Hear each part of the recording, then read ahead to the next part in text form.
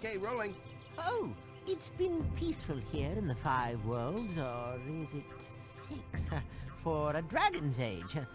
We now have 12,000 treasure, or is it 14,000? What about this Ganasty Gnorc character?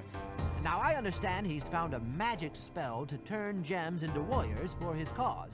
I'll take that question. Nasty Gnorc is a simple creature. Simple!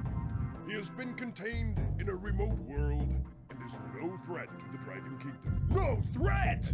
Besides, he is ugly. That does it! Looks like I've got some things to do. Hello and welcome to the stream. I'm the Chris who plays games tonight. We're going to be playing some Spyro the Dragon. Spyro the Dragon, everyone's favorite purple dragon adventure from our childhood and youth. Happy to have all you here tonight. Welcome, Write Your Own Song, Van Helsing, and Jose. Happy to have all you here tonight and hanging out with me as we play some Spyro. So, I have not played this game in a while, and I may not be good at it, but we're going to see how far we go and play it through. Hello, Sean P, Org Chaos, Indy Yugi, and James. Welcome, one and all. Cosmos, good to see you. Welcome to the stream. Find dragons first. That's all I can tell you. Find dragons first. Well, fine, Nestor. Just tell me to find dragons then, I guess. Okay, I can fly. I can fly, I can dash, I can do other things. I can blow fire at things. Alright, I'm getting the hang of this. I know how to be a dragon. I think dragons involve a lot of yelling. Anyway, I'm the Chris who plays games, playing retro games every Monday at 9:15, whatever I feel like every Friday at 9:15. Happy to have all of you here with me on this Monday night. This week we're going to be playing Spyro the Dragon on both Monday and Friday, I expect, because I played this once before and I didn't finish it in one night. So, yeah. Sonic just dropped in the UK. Yes, so Sonic, Jose actually bought me a PC copy of Sonic Mania. Unfortunately, it is being delayed. So after that comes out, so I guess that's next week when I'm back from vacation. Not next week, but the following week when I'm back from vacation, I may actually be able to pull that out and play that. So Keep your horns on, Spyro! Keep your horns on, Spyro! Do you know what the dragonfly following you is doing? It's picking up gems. His name is Sparks. Sparks, that's right. Protecting you. Keep an eye on him and see what I mean. I mean, I know he's protecting me because he's picking up all the gems around me. I felt like that was pretty obvious, but okay. Alright. I'm actually gonna scroll up here. Okay, so there's 4 dragons in here somewhere, I think. Hello, Levinite. Hello, Levinite. Leif the Revenite. Hello, Logan Pauler. Good to see all of you here tonight. Yeah. Anyway, it's been a busy weekend. For those of you who are around on whatever day yesterday was, you know that I did do a stream yesterday where I finished up Medieval, the game that we had been playing for the past week. So now we're on to Spyro. I wanted to play something that was a little bit more lighthearted than the last game, which was quite dark environment. So wanted to get some new light up in here. The purple dragon, of course, is very friendly looking compared to the dark world of Dan Fortescue. So happy to be back in a world of light. All right, let's run down here. Ah, there's a dragon. I was like, there's got to be more dragons around here somewhere. Hey, Spyro, press the jump button twice to glide. And don't be afraid. Afraid? Of what? Falling from high mountain peaks? Plummeting into prehistoric glaciers? Oh, that. Yeah, I won't be afraid of that. That would be silly. You know, making me feel all self-conscious and shit. 100% completed. I am a terrible 100% completionist. The biggest problem I have is that sometimes I don't realize that completion is actually necessary for games. So that was a problem that I have with Medieval, the game that I just finished, is that I failed to take into account that I was going to have to go back and do all the levels that I had failed to finish in order to like get more items so that I could actually have weapons, because it turns out that not having weapons makes the game a lot harder. So, yeah. Alright, let's go up here. I think this will let me... Okay, that's the town square. But I still have not gotten the... Whoa! I want that! Damn it. I missed it. Okay. I still haven't gotten the 4th dragon, so let's see if we can go find a 4th dragon. Anyway, so write your own song. Welcome to the stream. I don't know if we've met before, but yeah. So I'm a software engineer working at Google on YouTube. I am been doing software development for the past 12 years. I work on video infrastructure, so I keep your YouTube videos playing as my day job, and I also hang out here a couple times a week. Oh, during Arena Reruns Raid. Okay. That is excellent. I know who that is. That's a name I recognize. Oh yeah, go ahead and sit here and shake in your boots. Get out of here. Hey, a dragon. That's just a little dragon. I want another big dragon. Give me a big dragon. I work at Gulag. That's right. You know, the Gulag where they give you like free delicious food and pay you $160,000 a year and all those other things.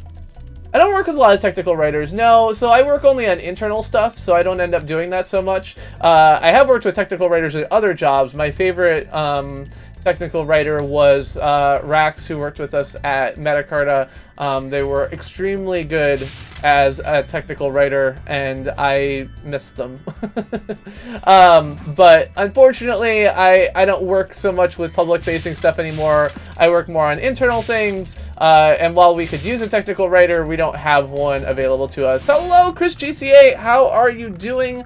I hope that your recovery continues apace. The artisan's boss is through a portal in the Dragon Mouth, but you are not yet ready, Spyro. First, you must complete one of the other artisan lands. Alright. Let's go complete another artisan land. I pick this one over here. Happy Monday, Monday, Bloody Monday. Oh, I guess that's Sunday, Bloody Sunday, but, you know, whatever. Mary, Bloody Mary.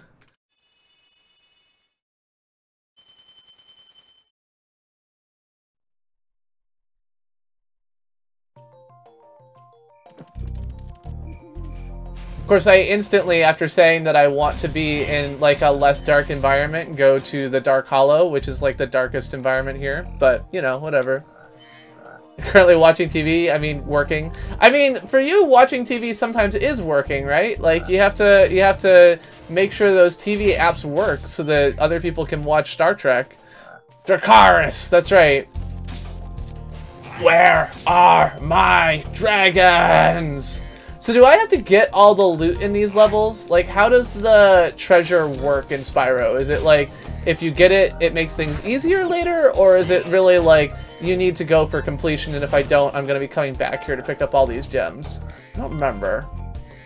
All of the guides, of course, just assume you're going for 100% completion, and so they're never written around the kind of minimal stuff you have to do. Like, this is the thing I really want to do, is like, I really just sometimes want to sit down and like write guides for people to live stream games as quickly as possible, right? Like, which levels have the easiest set of gems to get? Like, which levels have, you know, X or Y or Z? Cannot be charged, but a quick flame, that should defeat them. Yeah, I got that already. Thank you, though. Hello, Billy Contreras! If you pause, it tells you how much of each thing is on each level. Inventory? Yeah. Okay.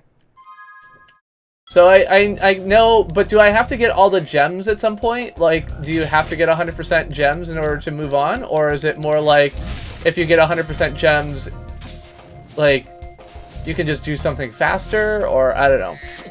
I don't know. I don't know anything. Sparks, get that gem. What are you doing? Walking around in circles after me. Yeah, I mean, new is the only problem that I would have with that. Like, Chris half-assedly beats games has basically been my brand since day one.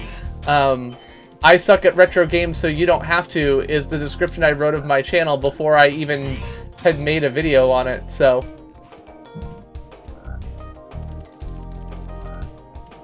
I abandoned very few games completely. But I did abandon Echo the Dolphin because that is a terrible fucking game that no one should ever be forced to play. Alright, what are you doing here? How do I open you? Hooah! Okay, not like that apparently. Ow. Push the wrong fucking button. Roar! I got kid-friendly Spyro here going on. But yeah, so I had previously advocated punching Nazis, and I feel like I have been too rash in my decision-making process. I feel like rather than punching all Nazis, punching murderous Nazis is maybe a better limitation that I can make, and so I'm going to attempt to stick to that going forward. While I am not one to, I'm not prone to violence, but in general, because frankly I'm a weak-wristed weakling, I feel like I can get behind the idea of punching people who are being violent towards others, and I had previously, I think, kind of underplayed that risk, but I think this weekend has shown me nothing if not that murderous Nazis are absolutely, you know, in our midst, and being aware of them is important.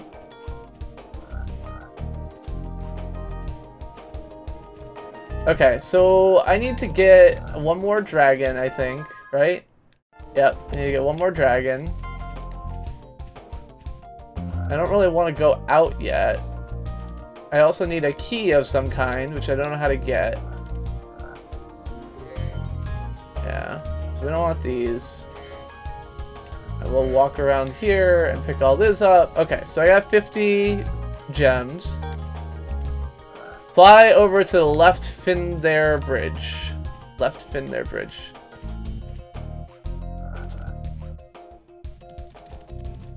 So I need to get up there, and I also need to get up there. And I'm a little bit confused as to how to do either. But yes, public shunning is definitely a better option.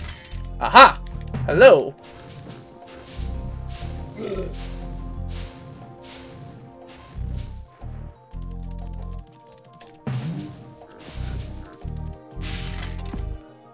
Hello, hello, hello, hello. You should get into watching Deadwood, because Deadwood is the best. Oh, I have to kill that guy. Okay, go back, kill the guy. Turn around. Yeah, go ahead. Be angry at me, turn around. Yeah, so the Nazis who were supposed to march in Boston this weekend have been scared away. Several of them have lost their jobs. Because of a concerted effort by members of the Boston social media scene who dug into where they worked and identified them and told their bosses, like, hey, I don't know if you know, but your employee is speaking at a, you know, free speech rally, which is just a coded alt-right rally on Boston Common this weekend, and it turns out that your employers, if they are big fans of diversity, don't really love being associated with free speech rallies, so it's good. You're early. You're not that early. I mean, I'm streaming already. Oh, your secret's safe with me. I don't think you are a racist for singing Spanish pop songs to your chihuahua. No. I will save game. Sure. Cool.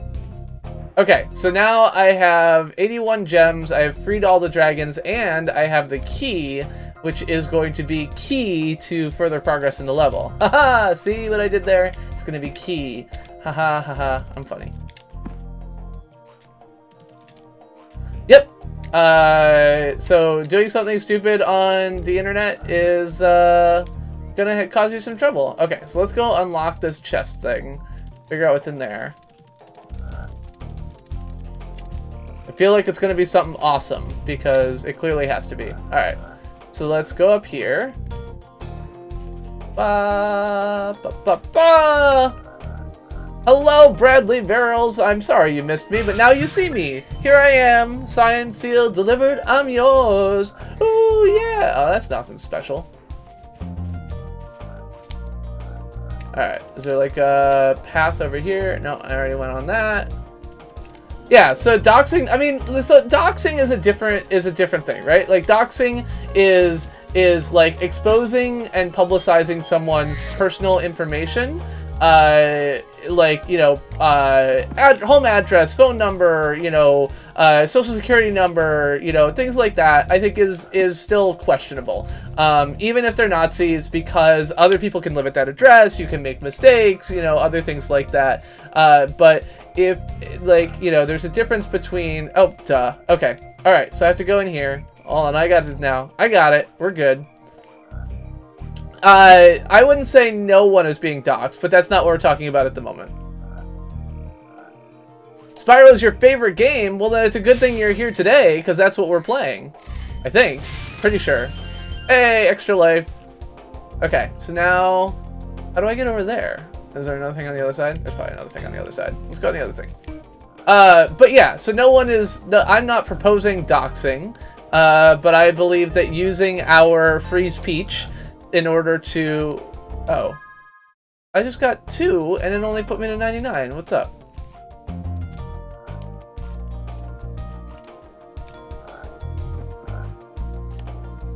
I think I have to push square again in order to get that boost. I don't know, so do I have to get, like, all 100 gems? That's the question I don't really fully understand. Like, is 99 enough, or should I wander around here until I find the last gem? Because these frogs don't have gems, right?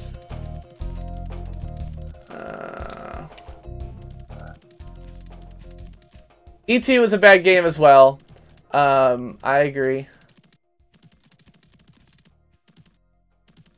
You're more of a Spyro fan than a Crash fan. So for me, Crash is much more of a like 2D platformer inspired platformer, which given, there we go. Which given my particular tastes, obviously is much more in my wheelhouse. So, hello, Devin. Let's plagiarize with Gaslit You. Do I?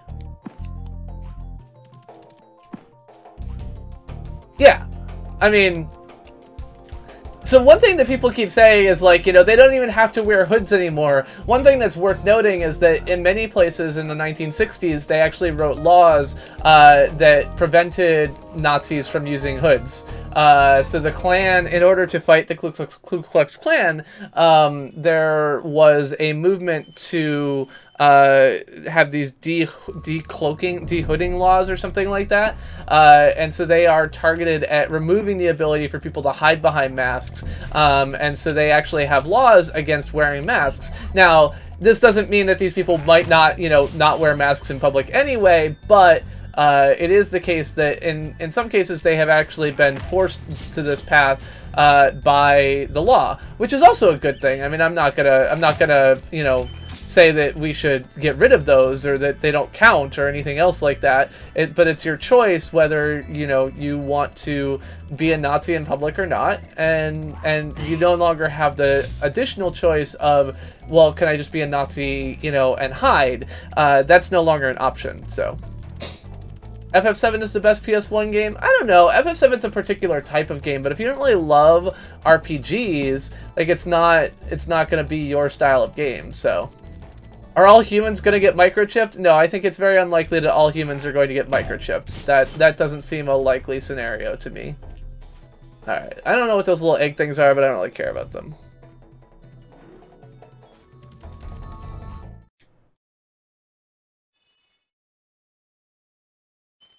Okay, so at least I do know that the gems, like, I don't have to go back and find every gem every time. If I do have to go back for gems, I'll be able to just get, you know, however many I missed, so. I mean, the thing is that, Jose, that you absolutely love dystopian, you know, technology, so I don't feel like your position on this particular one is necessarily going to be indicative of the rest of the world. Alright, let's break these things. Hello. There we go. Welcome to Town Square, Spyro. Begin exploring by gliding to that area with the bulls. Use the L2 and R2 buttons to get a good look. Yeah, there's another 11 gems in the home level. Not all humans.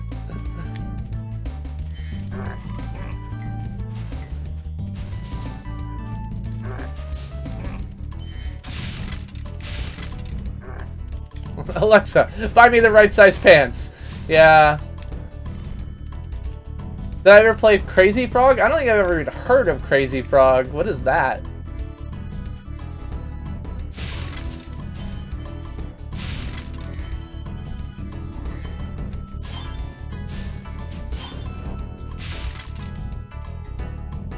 Alright, now...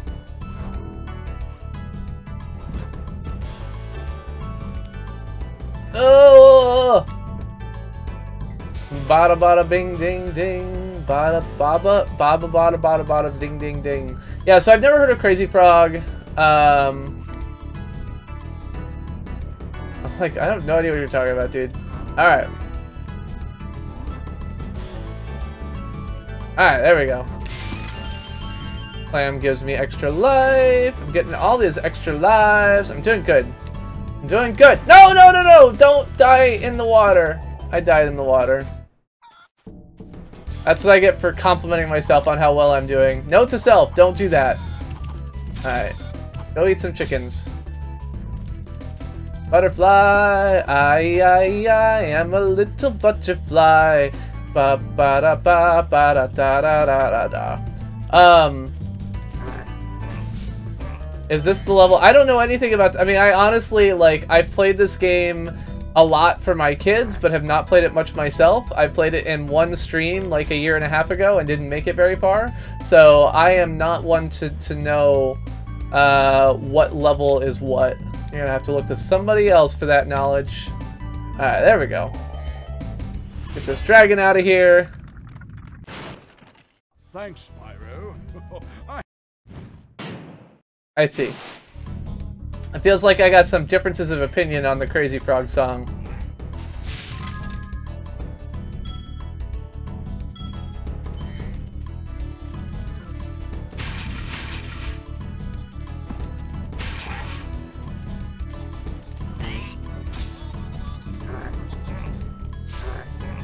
So women's sizes are strange in more ways than that, though. They also tend to vary massively between different people, like clothing makers, which all seems to be like a massive marketing scheme to make it impossible for women to just buy clothes, and also probably impossible for men to buy clothes for women.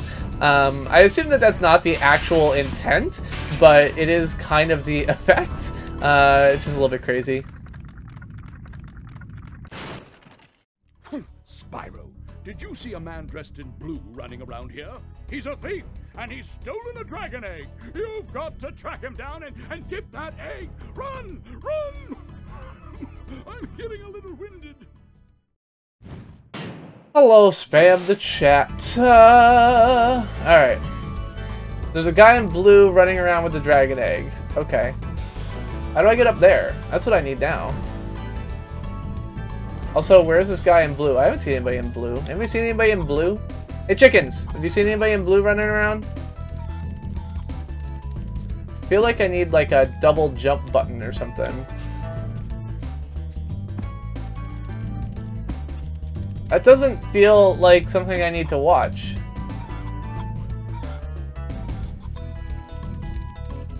I'm not gonna go that way.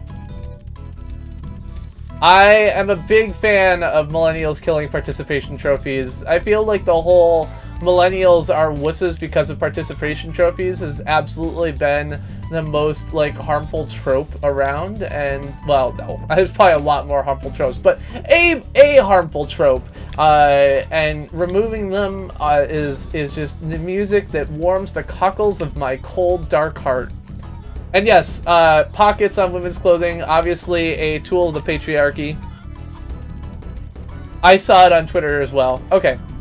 So I don't think I can, like, double jump. I feel like I'm missing a thing.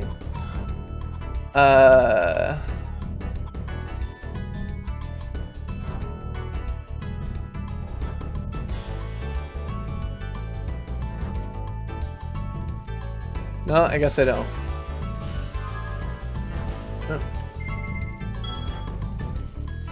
Yeah, I mean, participation trophies, of course, the idea of participation trophies is like, hey, we're going to give everyone a trophy, but they've been used by, you know, our parents who gave them to us to try and say, like, look, you always expect a participation trophy. No, I don't expect a participation trophy. Like, that was your thing, not my thing.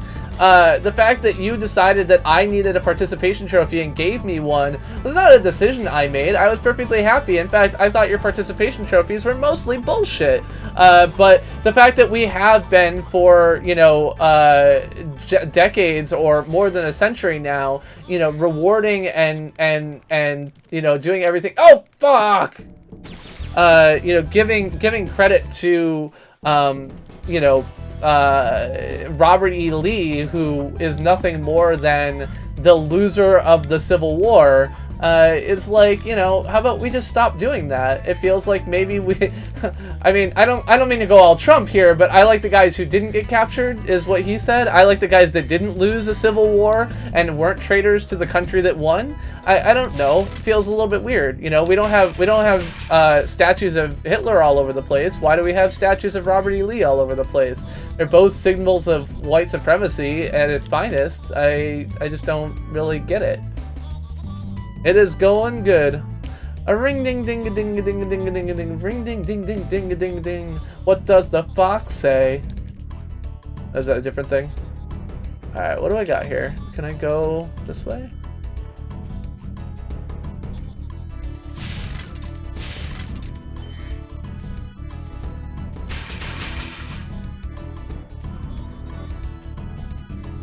I hate frozen peaches because they don't taste as good. Once you freeze them, they just never taste quite the same.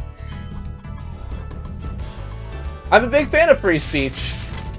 I am using my free speech to say that there should not be you know, Robert E. Lee. Thank you for releasing me.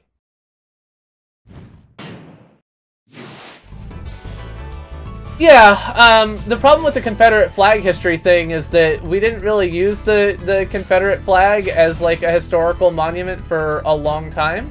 That's like a resurgence in the 1960s in response to the Civil Rights Movement. So a view that we, you know, use this related to free speech is actually an ahistorical view in the first place.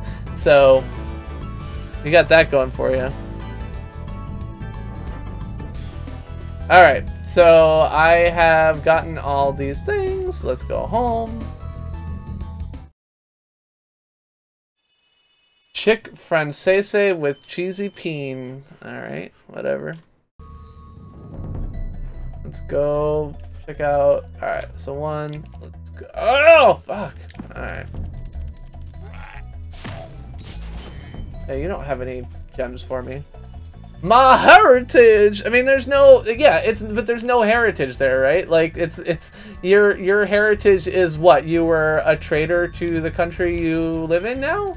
Like, that's not a heritage. Like, that's silly. We don't celebrate the losers in these.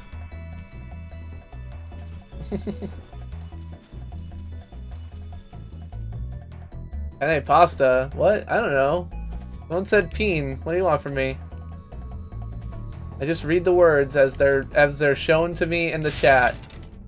Oh, fuck! Come on, Sparks. Where were you for that?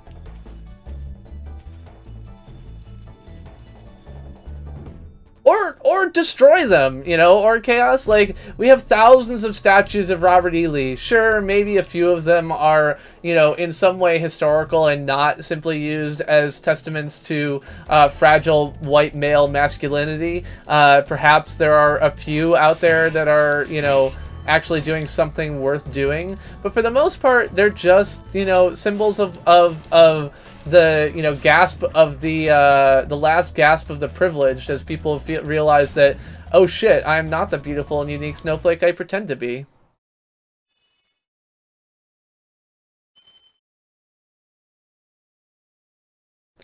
But yeah, keep a couple is fine.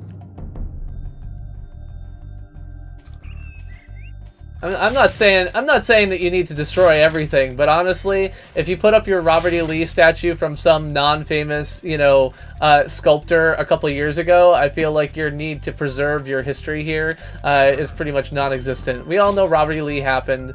He was a general who led the Confederates in a war that they lost. I feel like there's a lot less dubious wars to celebrate if that's the path you want to take, you know? How's it going? I sound like Anita Sarkeesian? Well, I mean, my understanding is that Anita Sarkeesian was, at least in one way, on the right side of history insofar as she was a target rather than an instigator of Gamergate. And while it may be the case that I am, in fact, a narcissistic asshole who is interested in nothing but myself, these views are no one's but my own. Do I think UFOs are real? I do not believe that there have been alien craft which have landed on Earth and taken away people and, you know, probed them and done other things like that. Do I think that there are unidentified flying objects? Yeah, people have been unable to identify my drone in the past, so certainly there are some things that would be unidentified and in the air. Spyro, my friend, how about a hint on gliding? You bet. For the longest glide, press the X button at the top of a jump, and try pressing the triangle button to drop down in mid-flight. Okay, so triangle drops in mid-flight. Jumping as high as I can before hitting X is going to make me fly the highest.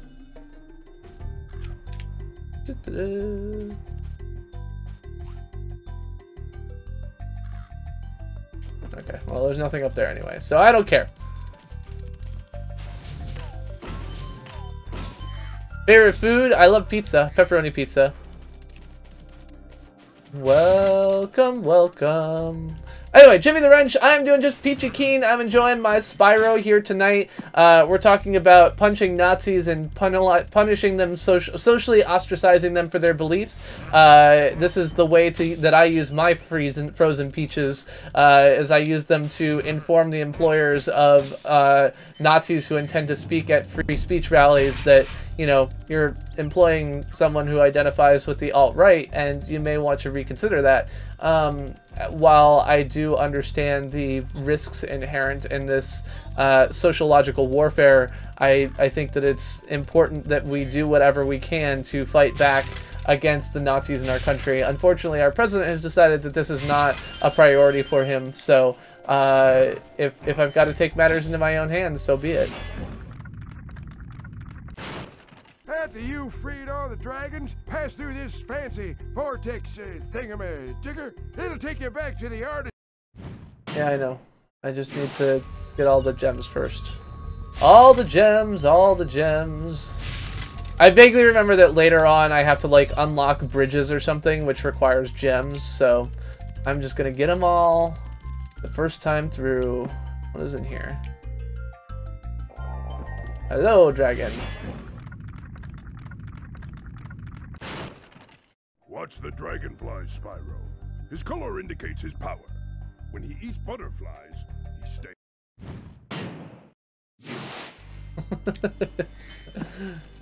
I do not believe that NASA is hiding UFOs. Area 51 is an Air Force testing base and has absolutely been the location of unidentified flying objects because, you know, a brand new fighter jet that no one has seen before is going to look like an unidentified flying object because you can't identify something you've never seen before.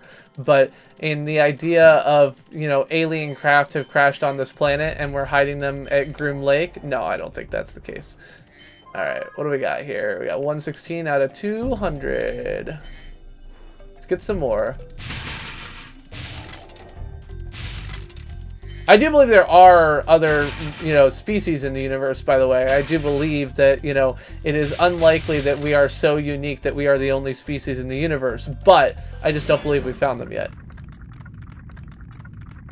Now, has everyone seen If Google Was a Guy? I hope.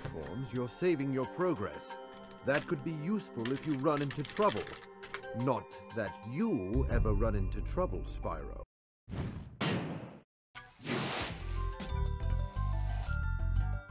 How do I not have a button for this? Anyway, I don't have a button for this apparently.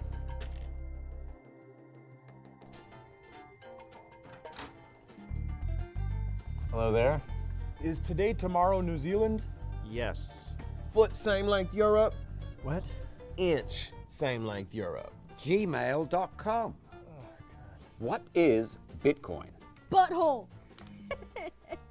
Gross, fat, butthole, dick, poop. Is that what kids are into these days? Are your parents home? Miss Pippi. You mean Mississippi? Hey, I'm not a Not dictionary. a dictionary. My grandson Nathan. Song that goes meow meow meow meow meow meow meow meow meow meow meow meow meow meow meow meow meow. Girls college. Let's see. Right. College girls. Nude. Really? Patrick Castles. Pat Castles. Pat Castles funny. Bitcoin market value. Which is very high now, more than PayPal. NYC. Patrick Castles, funny writer, college humor. Are you gonna do this all day? What is Prime Meridian? Hedgehog cute. Do you mean hedgehog? Hedgehog cute. God, do you mean hedgehog? Hedgehog's cute. Adderall Max Dose. Yeah. Adderall Max Dose, 165-pound man. Okay. Adderall Max Dose, 165-pound man, 20 years old. Adderall overdose signs. Download Firefox. Ever heard of Chrome? How to buy Bitcoin? Titanic drawing. Titanic movie drawing. Titanic movie drawing scene.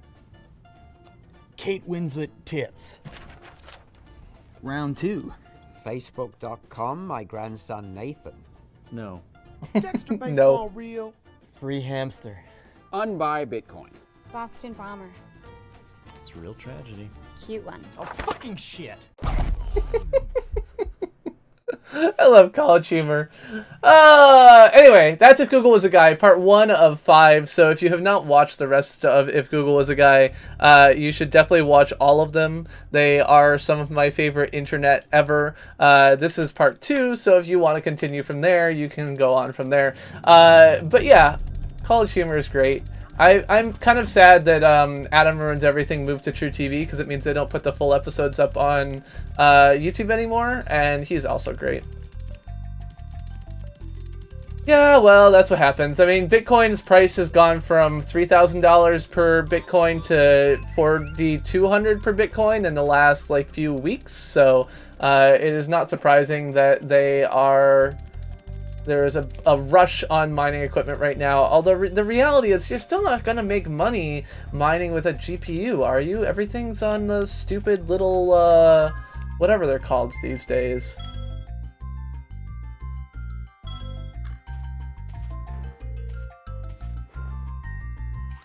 Alright, let's go over here. Around the top, get me some gems. I am gonna be so rich, it's gonna be mine. What are you doing, blue man? Get back here.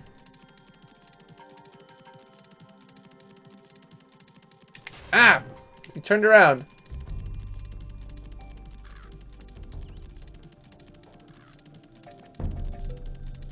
Oh no! Fuck!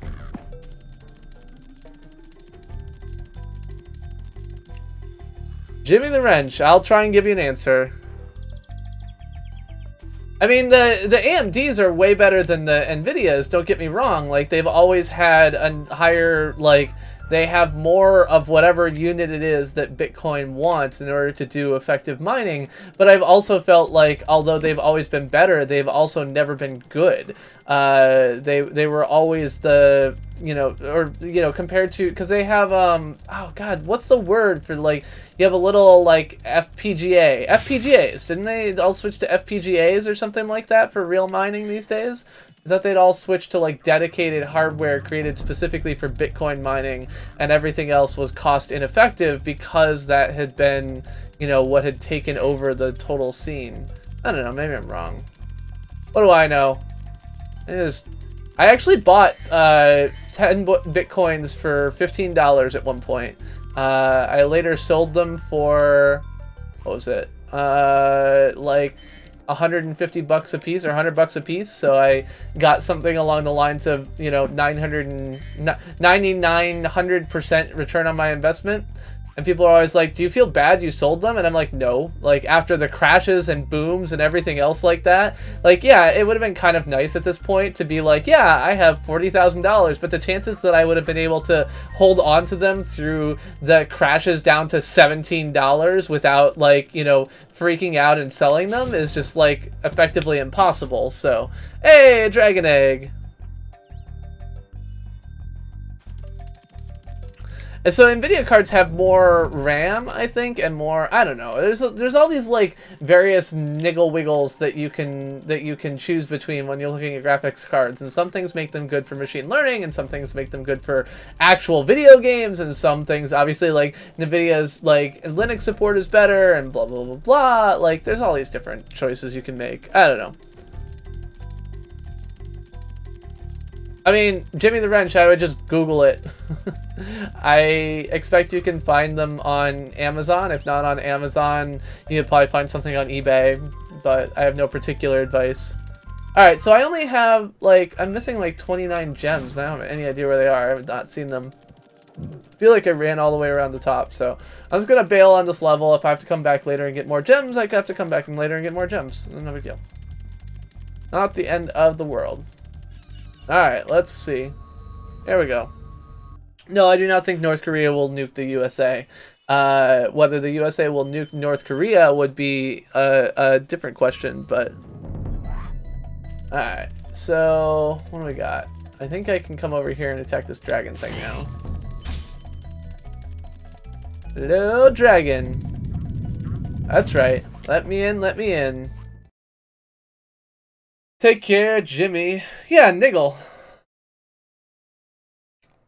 Like a small amount of something. Like I've got a minor niggle with this you know, change you want to make. Just like a minor change that I would make.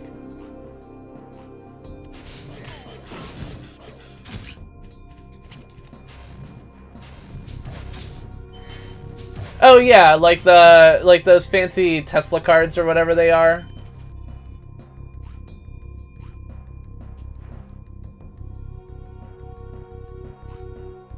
Yeah, I mean it's not a technical term related to GPUs. It's just a word that I was using in a different way.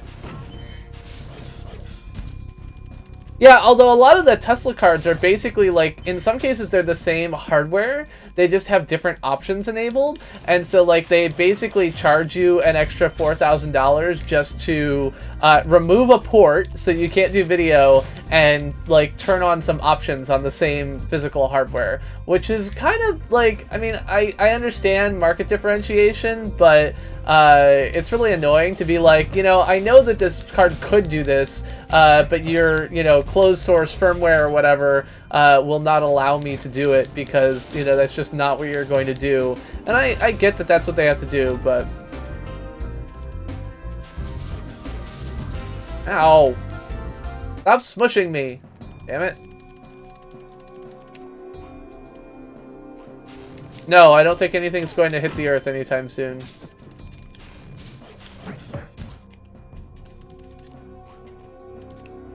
I mean, I totally it's like VidCon charging, you know, $750 for an industry pass when it's like, you know, their normal passes are only $200, and it's like there are some people who would love industry but don't think it's actually worth, you know, 4 times as much, but they just know they'll get enough people buying industry passes because they'll have employers write them off or whatever else like that. Orc has put one of his most devious henchmen in charge of the artisan world. Bring him on. I think I smell a barbecue. Be careful, Spyro. This boss has many tricks up his sleeve.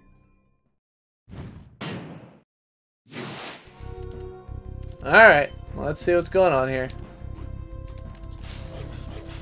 Ow.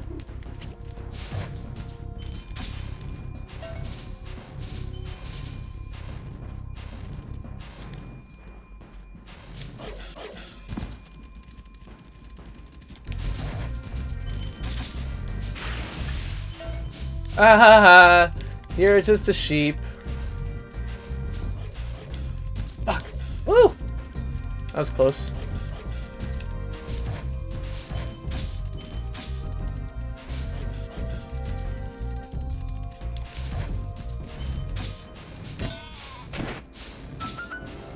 Boop-a-doop, boop-a-doop. Excellent. Okay, so I've got no sparks.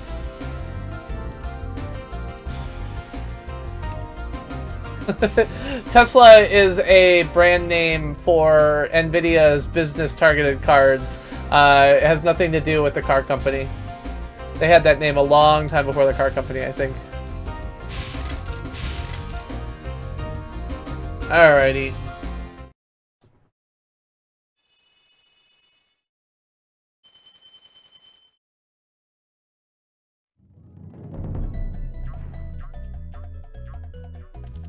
Alright, sheepies, let's go.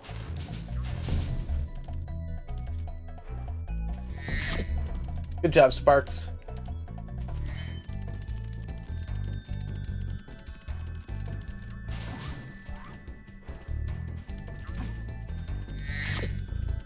Alright, so I assume something new has opened up somewhere. Yep, there we go. Hello, Marco the Balloonist. You may travel to Peacekeeper's world if you'd like. I'm gonna stay here for a second. Oh, crap! That was dumb. Note to self, don't run right into the water. Alright, so we got Toasty the Dragon here. Somewhere there's a balloon flight level, or a flight level apparently, which I did not do yet. So let's see if we can find that real quick.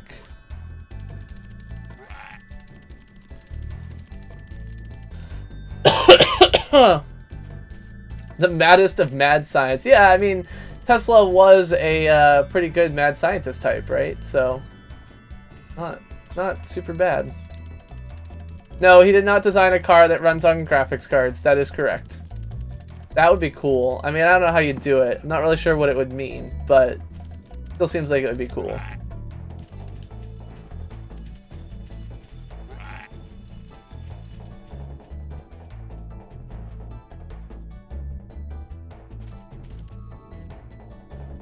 I'm confused. Let's just go flying.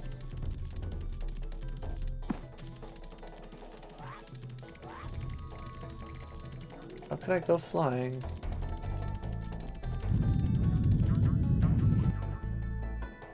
That's Toasty.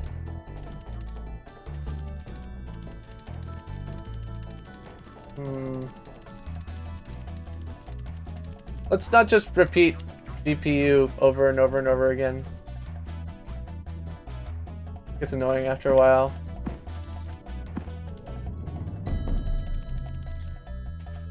There was no UFO.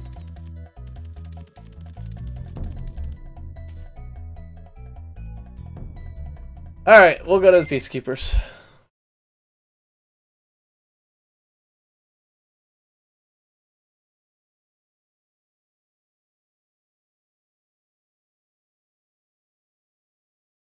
Anyway, yeah, other than Nazis, I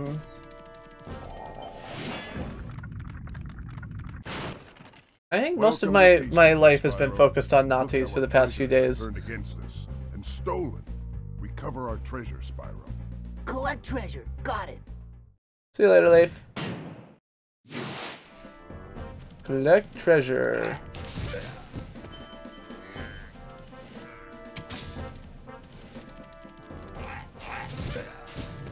Frog, do not shoot me with your cannon. Not much, Psycho Mike. How are you? It's good to see you here. We're playing some Spyro tonight, as it is Monday, and therefore it is time for awesome retro gameplay here on the Chris Who Plays Games. Happy to have you here with us tonight. We have been talking about how we should punch murderous Nazis. This weekend we saw, sadly, the a white supremacist who ran down a crowd of protesters, injuring 19, killing 1. I actually saw live when there was a group of white supremacists beating the shit out of you know, out of a kid inside of a parking garage 15 feet from a police station. We saw the governor of Virginia explain that he felt that his police officers did a good job, and since 80% of the people attending the rally were carrying semi-automatic weapons, you know, it was clear that you know, the police did a pretty good job, considering that all of the militias at the march on Saturday had better weapons than his police officers did. I feel like that's a little bit of a shitty story for a couple of reasons. Like, one, I watched video of the rally. It was not 80% of people carrying guns. I feel like that is a drastic exaggeration. But another thing is that, like, you are the people who are enforced or, you know, charged with enforcing the rule of law. The idea that, you know, someone else has better preparations or weapons or ability to control the situation than you is supposed to not be the way it works. If that is the way it works, then you've got a problem, because you still have that responsibility to, you know, ensure the protection of the people who are attending this rally. I've wanted to play Spyro for a little while. I don't actually know if I like any Indiana Jones games. I did play one of the point-and-click Indiana Jones games a while back, but the problem with that one is that I got like 75% of the way through the game without saving, because I was just like, it's no big deal, and didn't, because like you can't die at many parts of the game. Turns out you can die at some parts of the game though, and so I completely screwed up and picked the wrong choice in like the one place you can make a choice that kills you, and ended up losing without having saved my game. And it warned me pretty hard. It was like, you know, you may die here, and I was like, oh yeah, but I've picked the right thing, it'll be fine. So, oh god, don't do that. Looked at chat, almost died.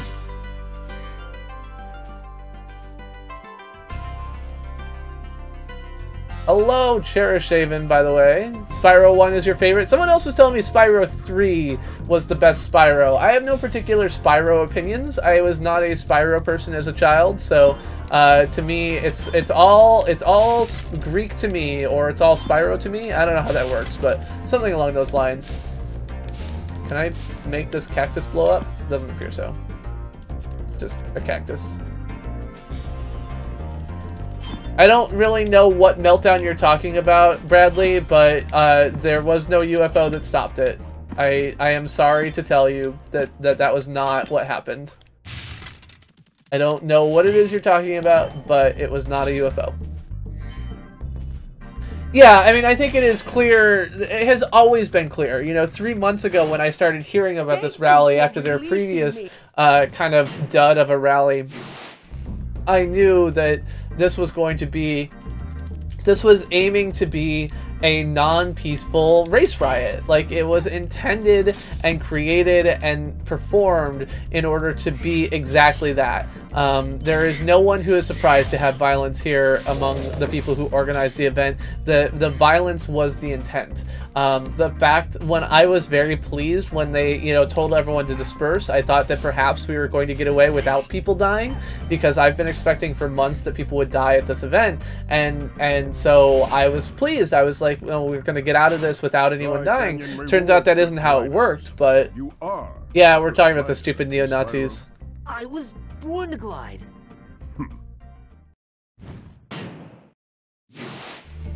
Oh yeah, Chernobyl didn't stop. Like, Chernobyl is the like classical example of why like badly done nuclear power is a bad idea, and we have to like do nuclear power well or not at all.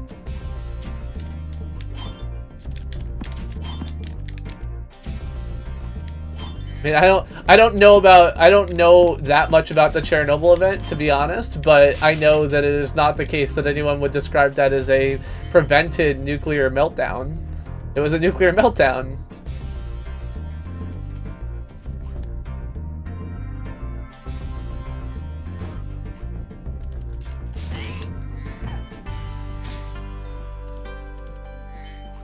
Alright, so let's get this.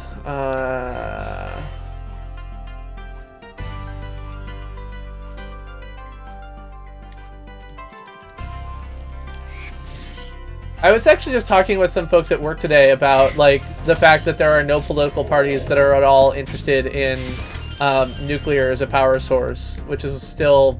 I understand why there are concerns about nuclear from environmental perspectives, but I still feel like it is absolutely silly that we are not considering that to be a significant source of power in order to create green energy. It really disappoints me.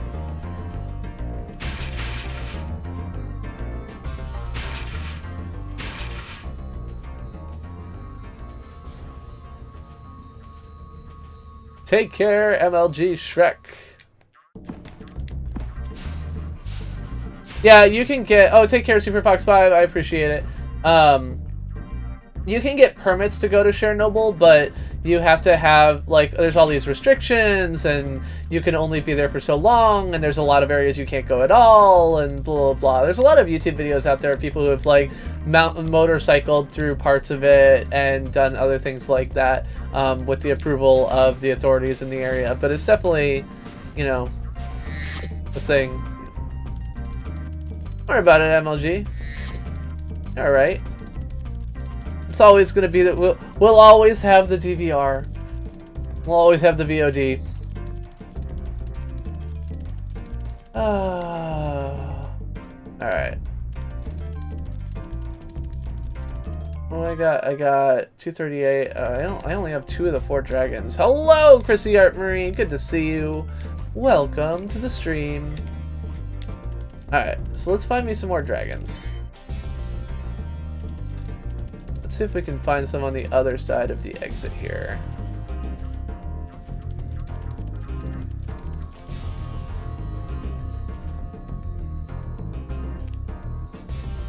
No, that doesn't seem like it. Oh, there's one. How do we get over there?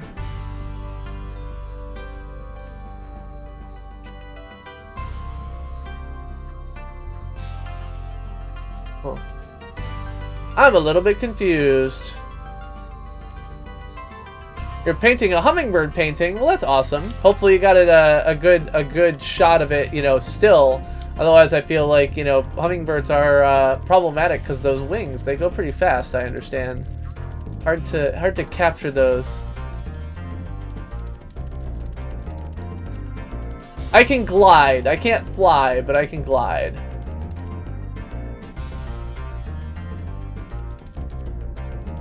Oh, that's cool.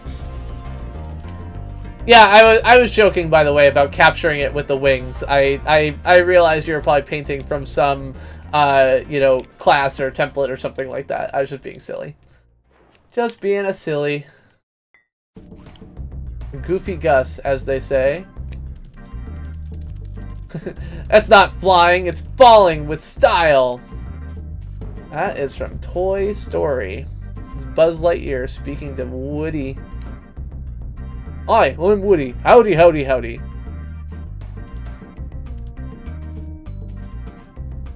Alright, do we go this way? I don't think we went this way.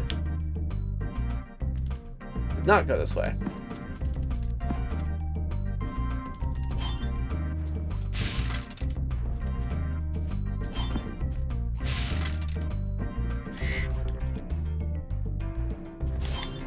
You're my favorite deputy.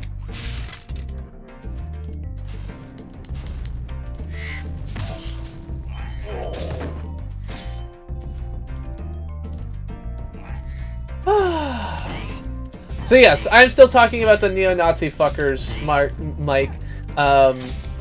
You know, the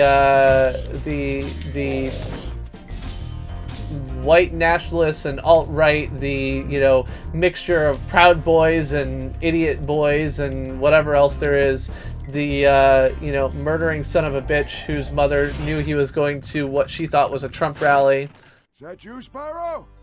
Are you the young dragon I've been hearing so much about? Ever see? Somebody's poisoned the water hole. Alright.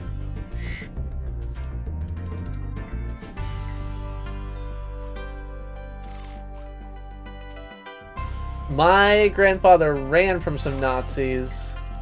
as he was a German escaping the Nazis when he was, I think, like 8 years old. So he doesn't talk about it much, but my belief is probably that they spent a fair amount of time attempting to escape various Nazi programs at the time.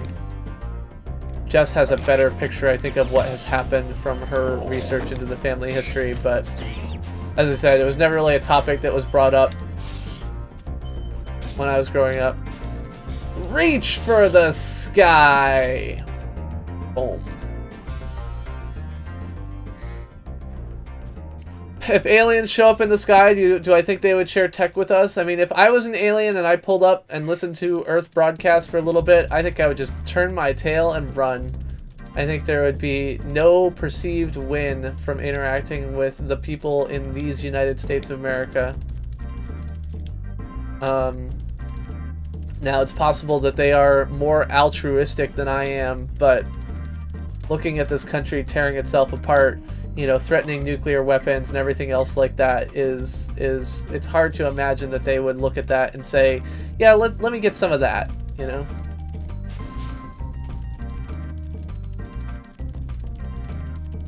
Oh.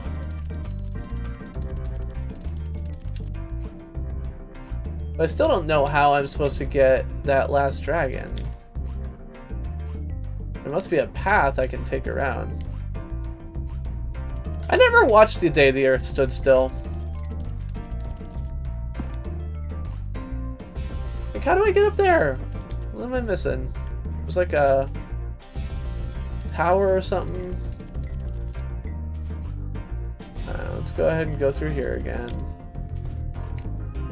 See if I'm missing something obvious.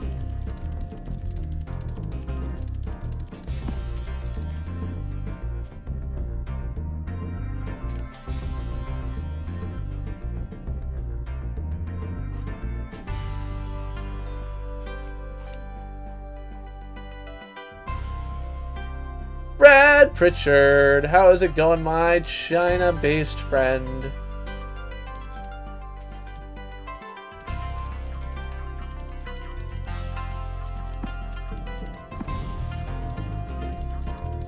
I mean, so there are two kind of ways that people use the term UFO. One is the literal definition, of course, the unidentified flying object, and then the other is the idea that a UFO is an alien spacecraft. I absolutely know that there have been many UFOs in space, in our airspace over time. Everything from, you know, descending comets, bits of comets burning up in the atmosphere, to a whole myriad and series of other things. But if the question is, you know, about UFOs, I generally assume people are using the alien spacecraft interpretation, not the more generic, you know, thing in the sky that I don't know about interpretation. Alright, so if we go over there, what does this get us? Absolutely nothing.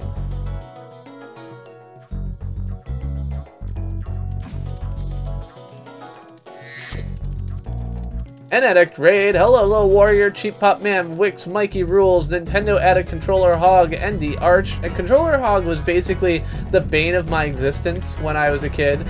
With two brothers in the house and a lot of two-player games, there was always one brother who was left out. Luckily I was the oldest, so while I was not the biggest, I still got a chance to win a lot of the time.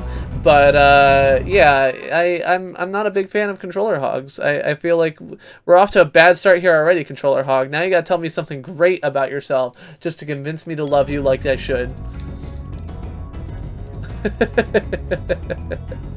No, I'm just kidding around, of course. Welcome to the stream, my friend. Happy to have all of you here with the Nintendo Addict Raid. Happy to have you here. Used to be Techie if you knew that name. I didn't know that name, but that's okay. If you know me or don't know me, I'm happy to have you all here. I'm the Chris who plays games, playing retro games every Monday at 9:15 p.m. Eastern Time, and whatever I feel like every Friday at 9:15 p.m. Eastern Time. I play games from all types of different systems, from Atari to NES to Super Nintendo and Sega Genesis to the N64 to the PlayStation. I've also played different indie games on Friday nights when I play whatever I want. I've also live streamed Android games like Pokemon Go, as well as games from the GameCube, the DOS era, and more. I am a software developer working at Google on YouTube, and I'm always happy to answer your questions, whether they are today or any other time, so feel free to ask. If you're interested in some of the games I've played before, you can check out my website, chrisplaysgames.com, where I have a list of every game I have played on the channel, more than 272 total games across 167 different streams on 23 platforms, 23 genres across 17 different platforms. My favorite genre is the platformer genre. My favorite platform is the NES, as it is the platform that I grew up playing the most. I'm happy to have you here today.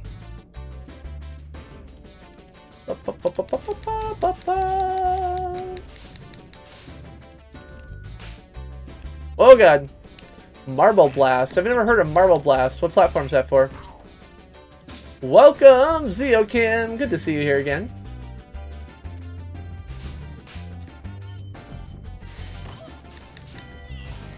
Get out of here. It's no worries, Zeokim. At least I know it wasn't my fault this time. I'm not using anything special. I got no fancy options. I got no fancy testing. I just got, you know, my normal stream here tonight. So if you want me to play a game, one way to get it done, if there's a link in the description below, it says game recommendation form.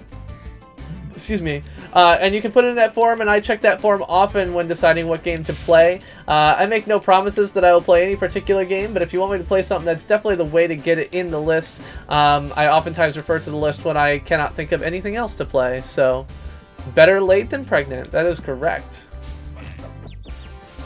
I can agree with that. Alright. Screw it. I'm just dashing through you. Oh, no, Orcast, you're right. I forgot. There's like a special configuration on my channel still, so I still get 1 second chunks. But at least I've got like normal DVR and everything else like that, so. Remember, Spyro, flame won't harm metal, but charging with your horns, that should do the trick. Yeah, I already figured that out, dude. I realized that it took me a bit, but I got there.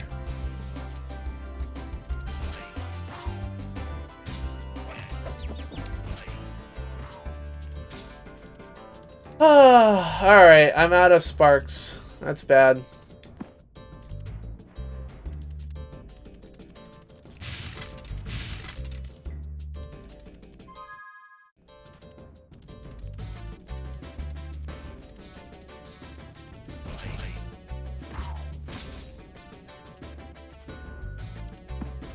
Take care, Bradley. Have a great night, my friend. My friend.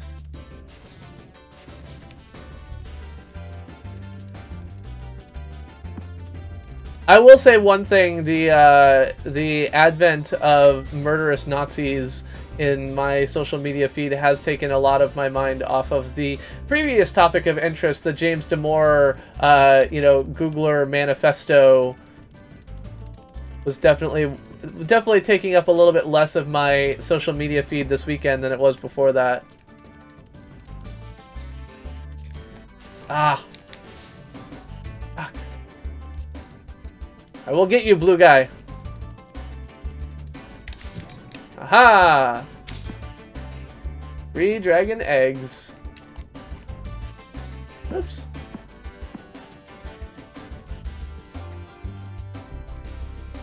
I mean, ET means extraterrestrial, not extrial inglanitis. I don't know what that means, but not what ET means. Alright, extra life. That's good, because I'm going to die again, because I have lost all of my dragonflies. The ET Atari... I streamed the ET Atari game. It was terrible. It's an absolutely garbage game. I don't know how you're even supposed to play it, and I don't think anyone else does either, because it's an absolutely garbage game. I mean, it's not quite as bad as Echo the Dolphin, but it's close.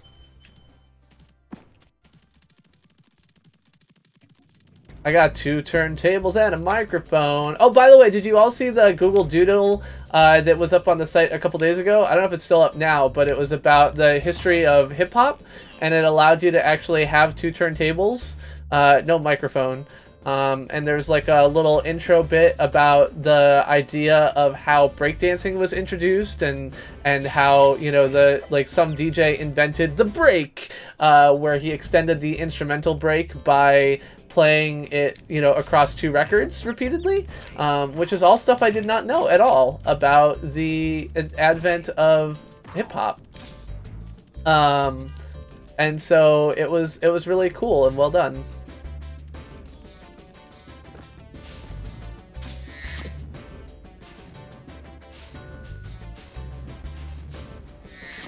I mean, the ET game had nothing to do with anything. Like, the only thing that the game had anything to do with was, like, there was a green animal that, like, had a neck, like a green alien that had a neck, so I guess it's sort of based on the movie. And there's a lot of things that are not really closely based on the franchise from which they're built, right? Like, if I look at, like, there's a whole bunch of things I could look at and say the same thing, but it's also the case that, like, you know, E.T. is just such a bad game that I don't even know what you're supposed to do with it. Like, there's no way you can figure out what to do because the gameplay is just, like, broken. You'll just be, like, wandering along and suddenly fall into a pit. And I'm sure that this, like, you know, like any game, it's gonna have, like, there's gonna be some adherent out there who's like, oh no, E.T. is, like, totally straightforward. It's really obvious how you play it, blah, blah, blah. But I just have to say that that game is terrible. So it wasn't an app, it was just a Google Doodle. So I don't know if it's still up. But no, Google Doodles. Thanks for subscribing, Little Warrior. But yeah, so the Google Doodle, where is it? Oh, here we go. The 44th anniversary of the birth of hip hop is what it was called. And so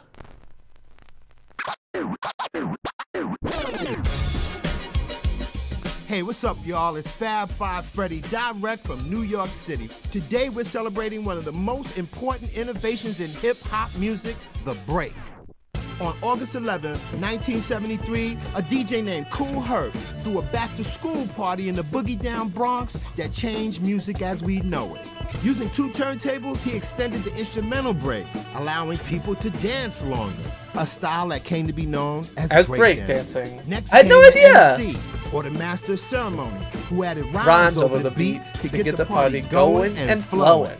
In the years since DJ Kool Herc's first party, hip-hop culture has become a major force across music, dance, art, fashion, and a whole lot more. On this historic anniversary, we're inviting you to join the celebration and be the DJ with 2 turntables and a crate full of hot records. Come on, y'all, let's get this party started. Now, this is the crossfader. Yeah, there you go.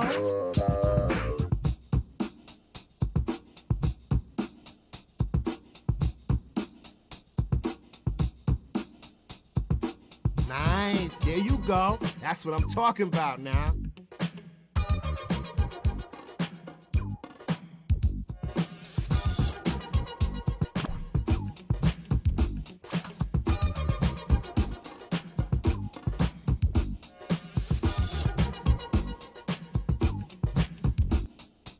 Well done, nice.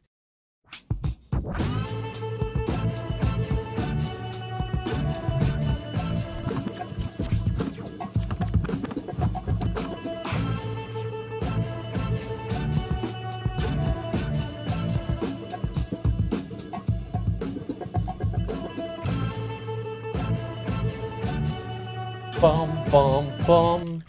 Anyway, jump on it, jump on it, jump on it, bow now, now, now, now, now, now, now. Anyway, so yeah, if you go to google.com/doodles, you can look back for the anniversary of Hip Hop Doodle, and that was what we were playing with right there. It's got this nice little, ability to make beats and everything else like that. DJ MC on the mic. DJ CPG on the mic. I can't, but I have no freestyle rap capabilities. Like, it's such a thing I don't have. So I actually have a friend from college who is now actually a pretty big like MC in the Chicago like hip hop scene, and so I see some of his like his rap battles and other stuff like that, and he's just like crazy. Like everything that they do, they're absolutely impressive to me, and so I don't know if hip hop and everything else like that really gets the attention it deserves, and there's probably a whole bunch of that entire culture that I do not understand. Yeah, so he's in that scene, but I do not count myself as having that skill at all. Hello, NeancyX. How's it going? How is it going? MWB Arts, welcome to the stream. So I leave the flowing and the whatever else to the experts, and I am definitely not one of them, but I am happy to enjoy that. And I think I think that's just like a neat Google Doodle, you know. It really kind of got me interested in like watching through it, and it told a story. And I mean, honestly, that's the type of thing that I wish, you know, more YouTube videos did. Like, I wish there was more content like that YouTube creators made, you know, telling a small piece of history, combining it with, you know, music and with visuals and with everything else like that. Like that whole series of animation. Now, I'm sure that producing something like that is like extremely expensive compared to a lot of other things, and so you can understand like why it doesn't happen as much. But I wish that there was more, you know, content like that being made in the YouTube space. Alright, what are you gonna go do? Oh, you went and broke that. Okay, that's cool. I like that. Let's see if we can jump across here. Yep. Cool. Oh god, don't die. Hello, Nico. Hello. Your cat is stalking your kitchen kitchen sausages. Yes, the kitchen sausages. You know, the sausages you keep in the kitchen. Wow, it's already 10:30. Yeah, I'm definitely not finishing this game tonight, huh? I'm making it like, you know, 6 levels in out of the 27 or something like that. I may not even finish it before I leave for vacation next week. By the way, for all of you, so all of you know, I will be out on vacation all next week. There will be no CPG streams on Monday or Friday or any other day of the week. I will be up at the Mount Washington Grand Resort Hotel, hanging out on the back porch of the main resort. It will be glorious. I am looking forward to it so much. I plan to do my best to just like put my phone away and not use it at all the entire time. They will have internet, you know, they're a modern, they've got internet at the hotel now. The Wi-Fi is not great, but it would work. But my plan is to not even use it. Like, I just want to hang out there. I want to like pull out my book. I want to sit back. I want to stare at the beautiful view of the White Mountains from there and just like chill axe. That is my plan. It's hot out here! Hello, Gaming Lawyer! Good to see you. Yep, no CPG next week. I will be in the White Mountains enjoying the lovely view from up there. I've actually got a video from the last time I was up there, which I can pull out after this. Gaming Lawyer just missed me being DJ CPG on the mic, playing with the turntable edition of the Google Doodle from just a little bit ago. But happy to have you here, Gaming Lawyer, even if you did miss my lovely performance. I have no idea how the hell I'm supposed to get that dragon. Like, what am I supposed to do? Is there something over here that I missed? Because I see nothing. I see nothing. Nothing and no how and nobody. Nobody knows the trouble I've been through. Nobody knows but Jesus. Nobody knows the trouble I've seen. No, no, no. Didn't you already ask him about the ethics of jury duty? This came up like the last time you were in a stream with Gaming Lawyer here.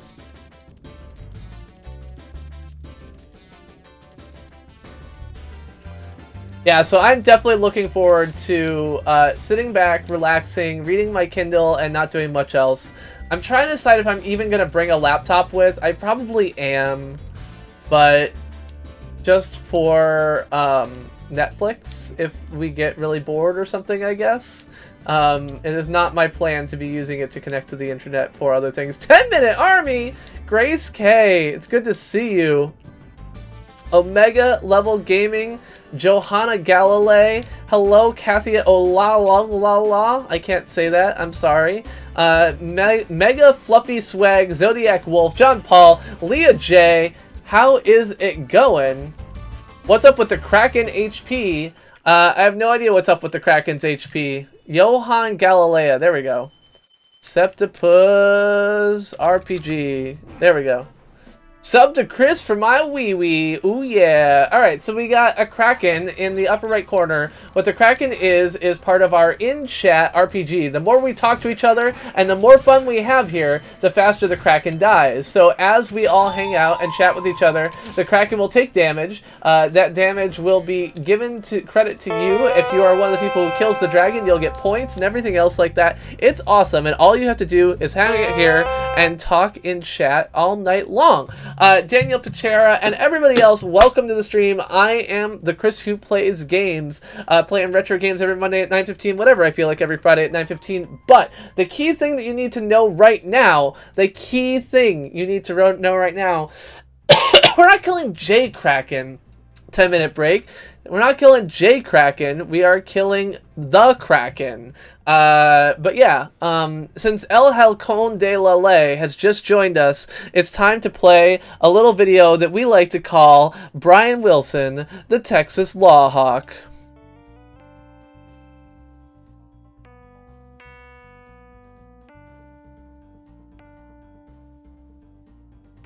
Brian Wilson, Texas Law Hawk. Brian Wilson, the Texas Law Hawk. Challenge of justice. Due process. Do wheelies. It's hot out here. Brian Wilson, El Halcon de la Ley. Brian Wilson, the Texas Law Hawk. Brian Wilson, the Texas Law Hawk. So Brian Wilson, the Texas Law Hawk, is not who Gaming Lawyer is, but he introduced us to Brian Wilson, the Texas Law Hawk, and so in thanks for his introduction to this glorious, glorious man, we always share our joy with him. Hello, Proto Sam and everybody else. Welcome to the stream. Alright, so if I did not say hi to you and you're sitting here going like, CPG, you didn't say hi to me, then all you have to do right now is type #me in the chat, and I will say your name when no one is around you. You say, baby, I love you, but I depend on you to be honest and not make me say your name if I already said your name.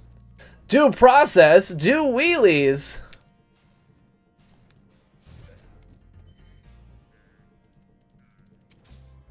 Caw.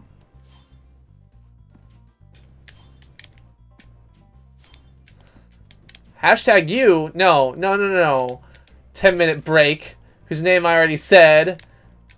Most definitely and assuredly not me. There you go. There you go.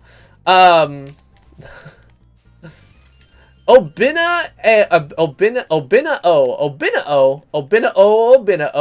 How so much Obina-o? I rescued Magnus. Hi, Spyro. Sparks the Dragonfly has been doing a good job protecting you. Make sure to keep him strong. Yeah. Go away. Steve B.S. Urkel and Johan Galilea, welcome. Happy to have all of you here. We're going to go to an ice cavern right now. Obina? Is Obina not how you say it? Painstakingly played. Happy to see you here as well. Grace K. Newt is not a phrase I know. Snoochie Boochies is a phrase I know.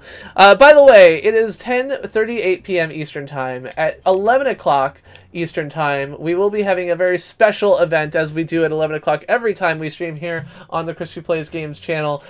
We will be going into the CPG Rant of the evening. The CPG Rant is the part of the stream where I give you just a little piece of my mind. Obina, I see.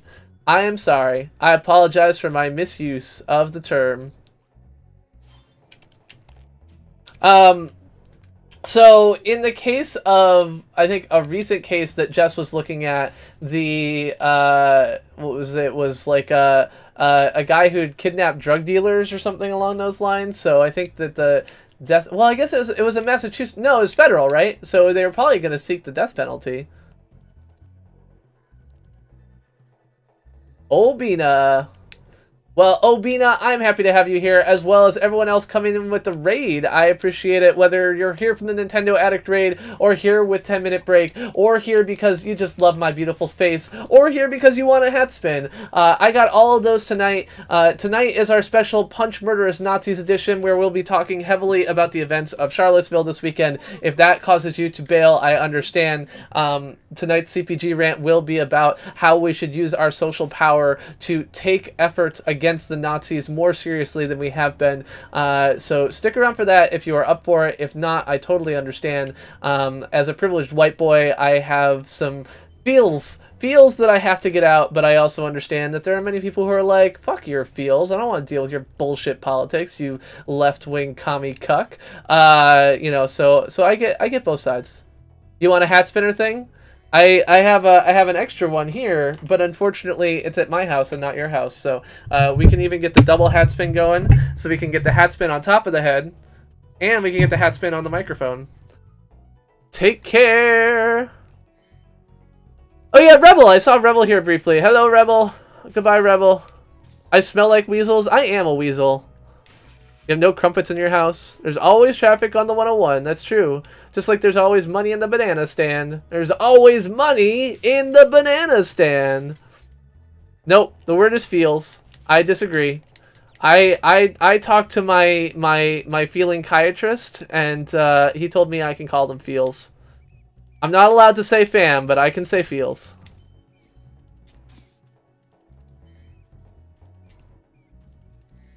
Yeah, it's amazing how having positions allows you to get yourself off a jury. That's not a thing you should feel bad about.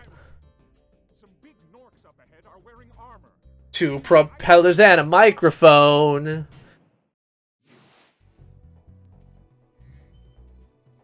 One of the first songs that I feel like I ever had in software digital form that I remember was Two Turntables and a Microphone, which is actually not what that song is called, right?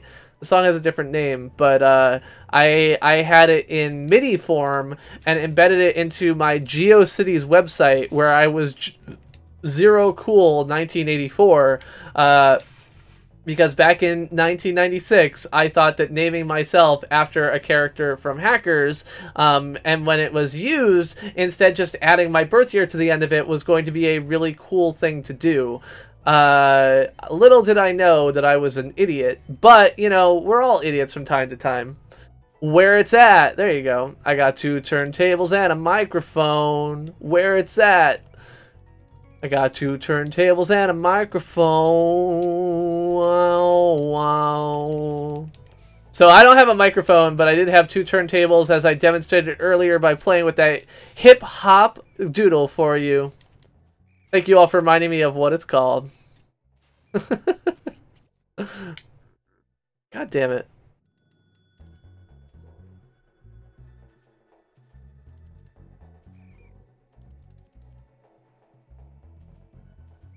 Quite entrepreneurial. Kidnapping drug dealers and stealing their stash. Something along those lines, right? Oh, God. Let me through here. Coming through. Coming through. I am just not doing super well at this game. Get out of here.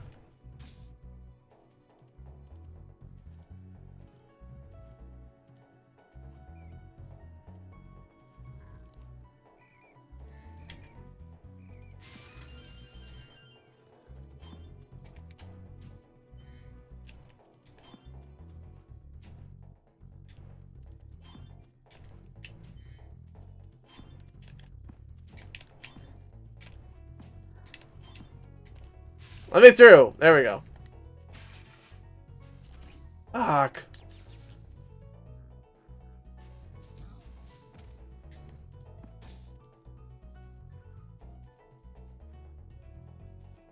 So butt pillows are a common need, not just for hemorrhoids, but for many types of like back and spinal injuries and disabilities, as well as other things probably. But I know that when my friend broke her tailbone, she basically had to carry around a butt pillow constantly in her senior year of high school for like, you know, 9 months or something.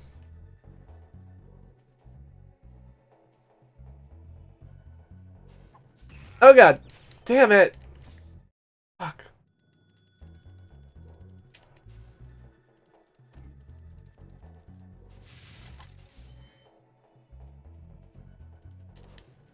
Donut butt pillow.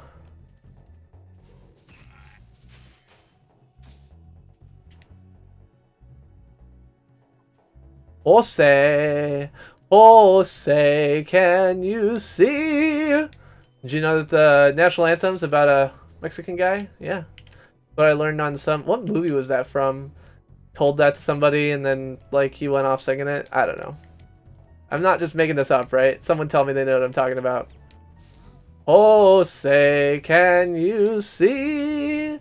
I mean, Van Helsing, in general, people don't need to inform you of their physical disabilities, like, that's not, like, a requirement to have a conversation. When someone describes themselves as needing a service dog, something for their service dog, you can usually assume some kind of physical disability. But even so, it's not the responsibility of people just be like, yeah, I'm disabled. Like, that's not... Unless they are asking you for accommodations.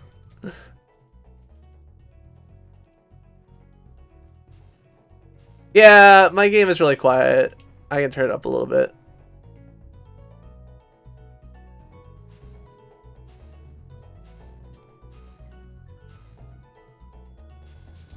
I think he was asking earlier maybe how to upload a video, and I didn't answer him because I didn't understand the question, but now he's come up with a plan. That's how I read it. Ah! Let me have that gem. No, I'm not. It's from, like, I swear to God, it's a movie. Like, there's a Mexican guy, and the other characters in the movie want to be an asshole to him, so they tell him that, like, the national anthem is a song about a guy named Jose, and he goes off very excited about singing it or something along those lines.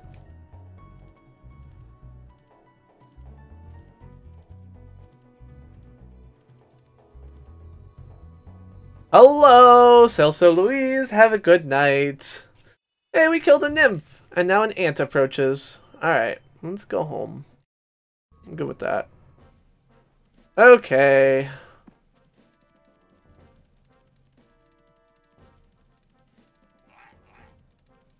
Oh, right, I should pick up some more sparks.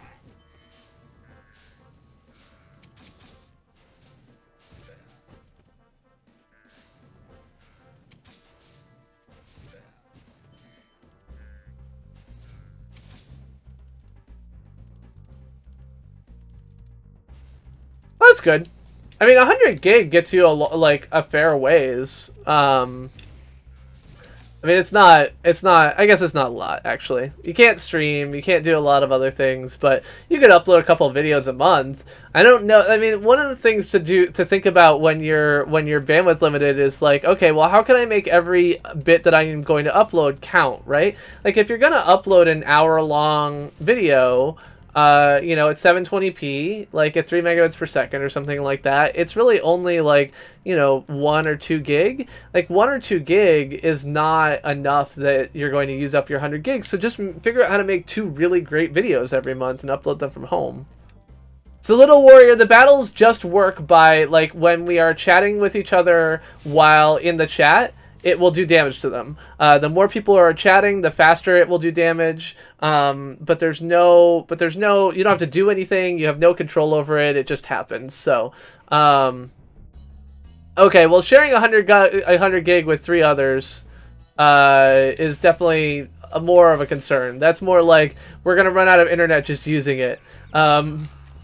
If it's on your own, that's one thing, but 3 people need to share 100 gig of upload is not a lot. I agree.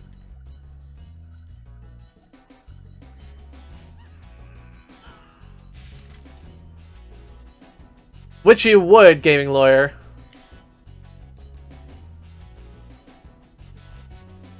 So yeah, Little Warrior, they just basically happen all on their own. You don't have to do anything. You don't have to participate. You don't have to do anything. It just, you get some credit as we talk.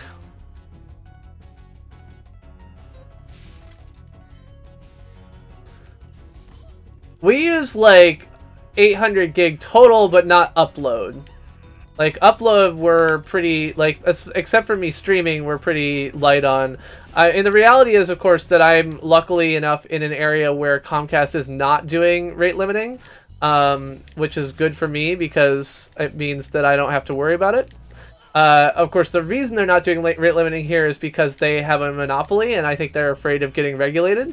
I think they're going to use the fact that they only rate limit in places where they have competition to kind of defend themselves from claims from the FCC that they're behaving inappropriately given their monopoly position. But I don't know. It'll be interesting to see how that works out in the long run, whether the FCC decides that that is completely reasonable. It's just a thing. No goal. No, nothing. It's just a thing.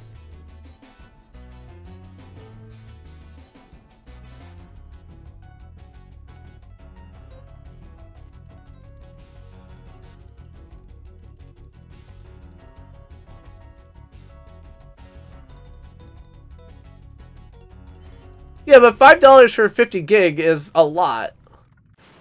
Like $1 per 10 gig of data is a lot.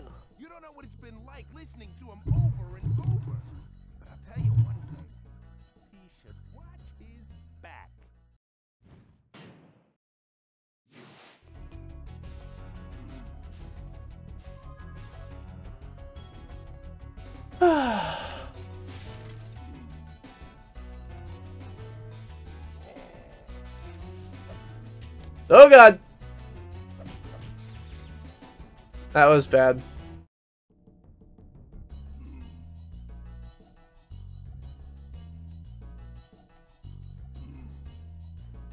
the hell just happened?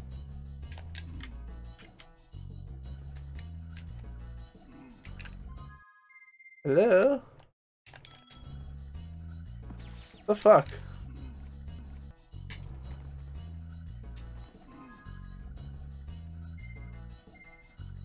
I think my controller setup just got set up. 1 second.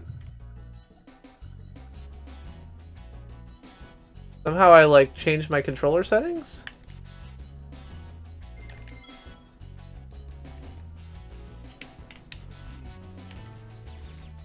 Yeah,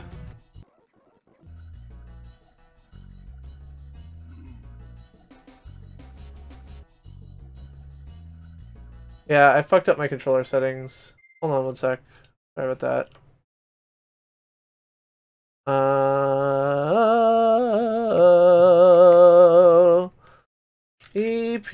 EPSXE.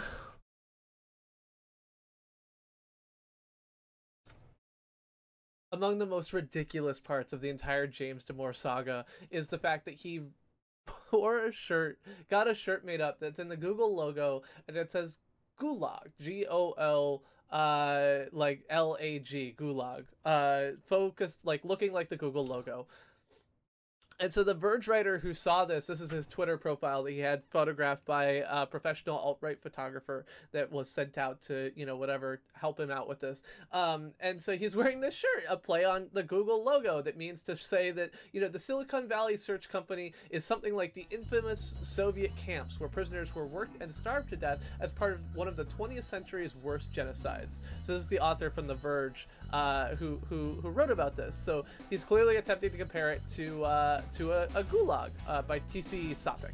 And so the end of the paragraph is that Google, which provides free meals, massages, and fitness classes at its Mountain View, California headquarters, pays engineers like Damore a typical salary of $162,000 a year, according to Glassdoor, not including extra compensation like healthcare benefits, retirement savings, and equity. The company also offers its employees training opportunities, including volunteer sessions on subjects like diversity and unconscious bias.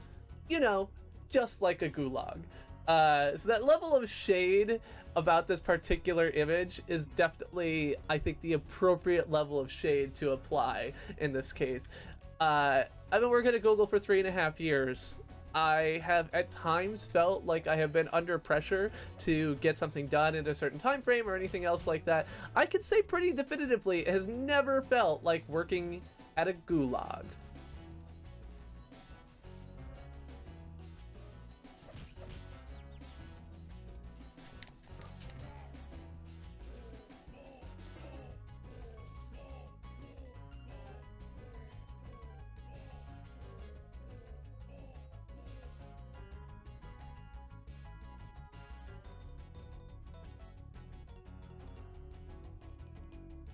I don't know why the video is quiet today. I might have to... I don't know what to do. It's weird, because I don't...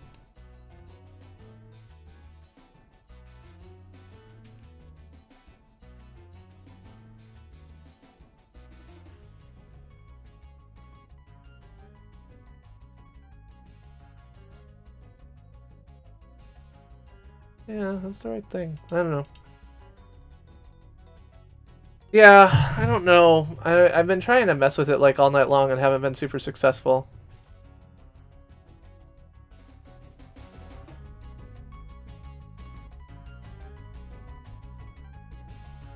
VOL.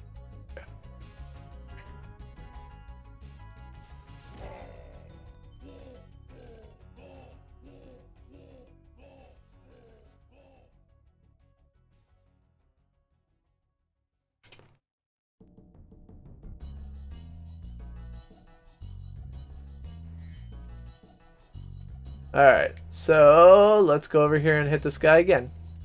Come here, guy. Let's go. Ow. Fuck.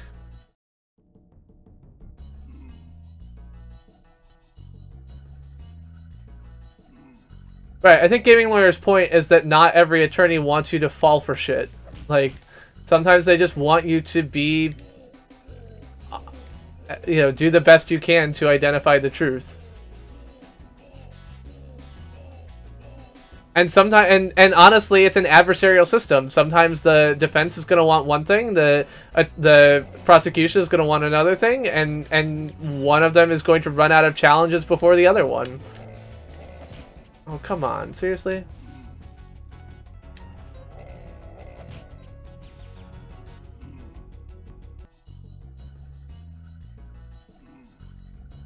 Yes, you're not an idiot 27-year-old. You're not, you know, a lot of other things that might make you an easy mark, but not every attorney is looking to find an easy mark.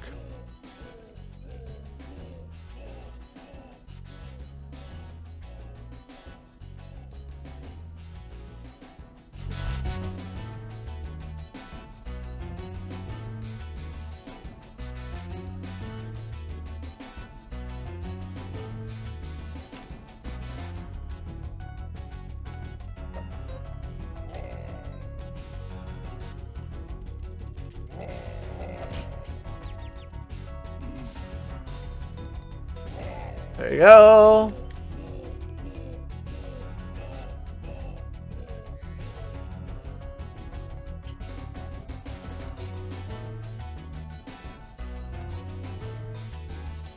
I've only been invited to be on juries after I've already moved out of the district in question. Because I never keep my, like, voter registration up to date, so... There we go.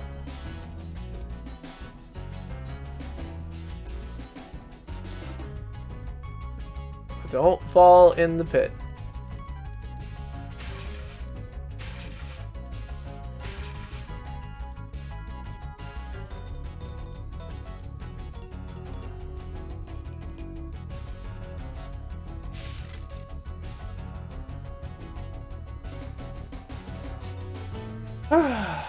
I mean, the reality, Jess, is that you got out of being on that particular case because you had family obligations that prevented you from being on the case. None of that is going to play a role. Like, you're not dealing with the same judge or jury or case if you go back and are, like, when you go back for a jury later. Like, is it entirely possible that, you know, you'll get someone who doesn't want you to be on a case? Yeah, absolutely. But all your job is to do is to, you know, be honest and truthful about the things that, you feel in when asked questions by the attorneys, and they're not always going to ask the questions that mean that, you know, you are a thing, but you're honest and you do whatever it takes. You know, if that means that you would have a hard time, you know, applying the death penalty or voting for something if you knew the death penalty might be applied, then you say that, and you allow the you know, trial lawyers to figure out which thing it is that they want to get rid of, whether they want to get rid of the, you know, black guy who's not going to vote against a black guy, or they want to vote for someone who might vote against the death penalty. That's all there is to it. I mean, I would be happy to be on jury duty. I feel a little bit bad that I've never been called. Like, I feel like it's a duty that I should do. The other thing is that I honestly, like, I think that I, you know, having read some, you know, cases and seeing how the jury's decided, I feel like I would honestly make a better juror than some people I've seen make jury decisions. You know, I think that the O.J. Simpson trial, you know, if I was on that jury, he might not be walking out of jail on parole recently.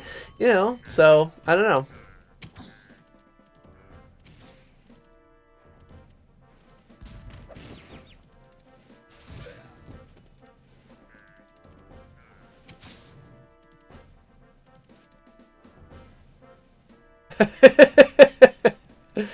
That's cool, Mark.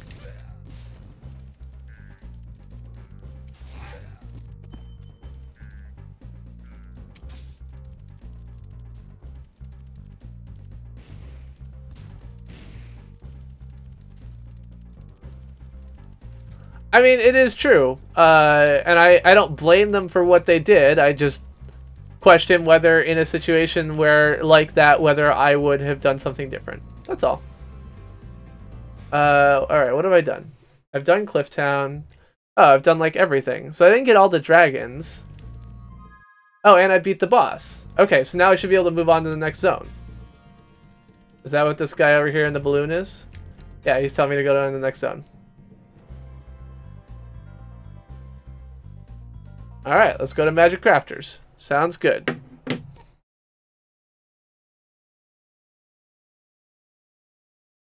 Alright, so since we are entering Magic Crafter's world, it is time for your CPG Rant of the evening. The CPG Rant of the evening is where you sit back and listen to me do a little bit of talking. We're going to try and mute this game for a bit, and then I'm going to try and get some sound set up here that actually works right. So let me just push this button a little bit. Oh man, that feels very loud to me. I'm going to mute myself for, well, hold on. Like L. Okay, so I think that that's good.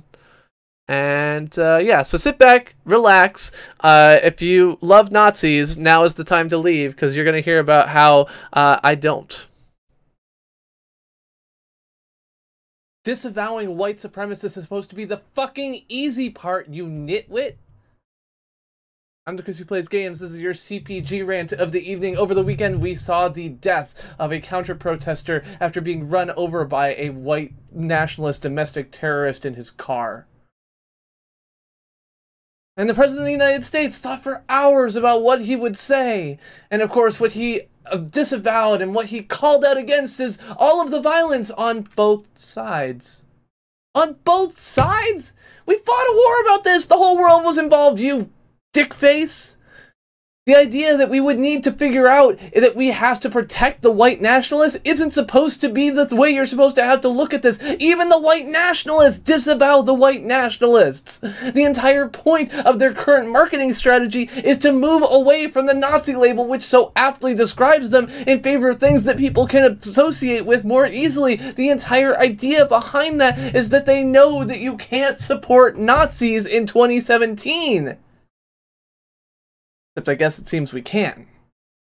We can support Nazis because that's exactly what our president did this weekend. The Daily Stormer called him out on this and pointed out that of course he didn't condemn them. They're very lucky, and it's very nice that even when people called out explicitly to ask him if he condemned white nationalists, he walked back to the podium and said, I guess I'm supposed to sign this bill over here.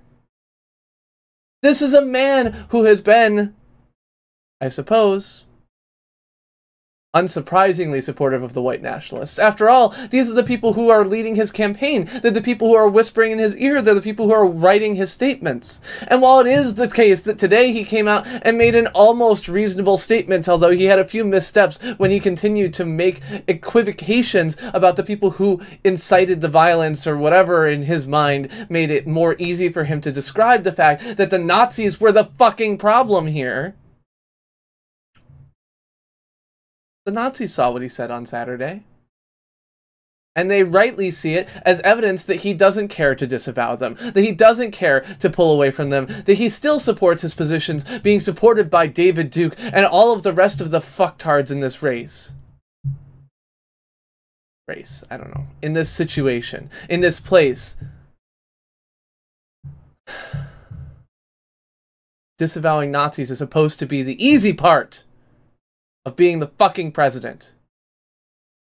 But now that that's not done, we're back to where we always were. No one is surprised that Trump chose not to disavow white nationalists. No one is surprised that he failed to call them out for their terrorism. No one is surprised by these things. Why is no one surprised by these things? Because he never has. He hasn't called out the anti-Semitism when people call in bomb threats. He hasn't called people terrorists when they bomb mosques. He hasn't done any of these things at any point. And even when these things do happen and he calls them out, it's always 3 days later after days of criticism from all sides. When Marco Rubio, Ted Cruz, and Cory Booker are doing better at criticizing Nazis than you are, you're doing something a little bit wrong. In early 2017, I pointed out that our institutions would not save us. The courts wouldn't save us. The Congress wouldn't save us. Nothing will save us except for us. So it's time for the us to get our asses in gear. It's time to find every picture of a white nationalist dick face that you can find, figure out who they are, and make their lives hell. Not by beating them, not by punches, but by bringing them to their family and friends and employers, by going to their bosses and saying, "Are you really sure you want to be associated with this?" In response to the Charlottesville rally this weekend, the number of people who spoke out against Nazis is higher than ever, and in particular, what has happened now is we've seen that calling these people out and ruining their lives works. What we're seeing is that when you decide to lie down with the bigoted hatred of White Lives Matter, when you decide to sit down with the bigoted hatred of Nazi flag swastika waving dickholes, that you can still shame those people. That you can shame them into canceling a planned rally in Boston because there have been threats to their freedom of speech. That there will be thousands of counter-protesters against your rally of 100 people playing dress-up in combat boots. That there will be people here telling you, from the mayor to the governor to everyone else, that we do not support your hate here. That you will not be allowed to infiltrate our city with your incitement to violence and takeover.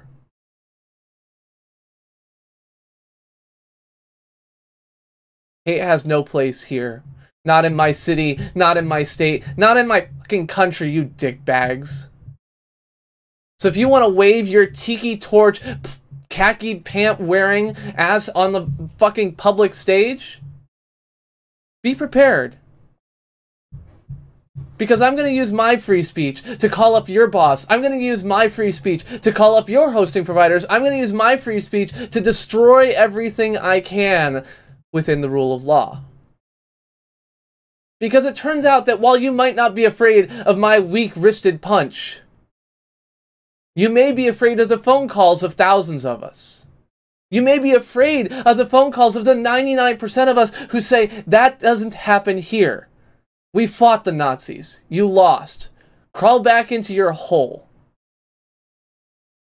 And even if the president can't say it, and even if every institution we have fails us, we still have us.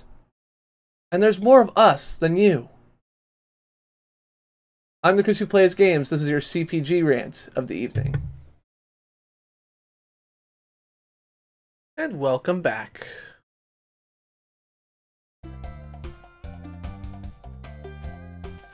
Alrighty. Now, let's see. Where we go? Oh, shit. That was maybe a stupid idea on my part. Okay, don't jump directly into water. Good to know.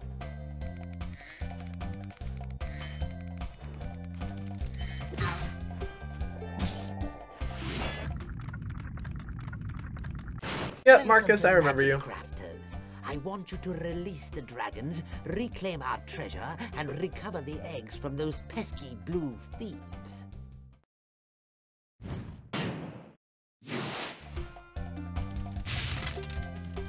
I had the internet pretty early on, but at the time it felt like it was forever. I felt like all my friends had the internet before me, but it was like 1997, so they almost certainly did not. I do remember I was one of the few people who understood how to use Napster back in the day, and so I would always be asked to burn CDs for people because I knew how to do that. Is my game audio good? Can you hear the game and me?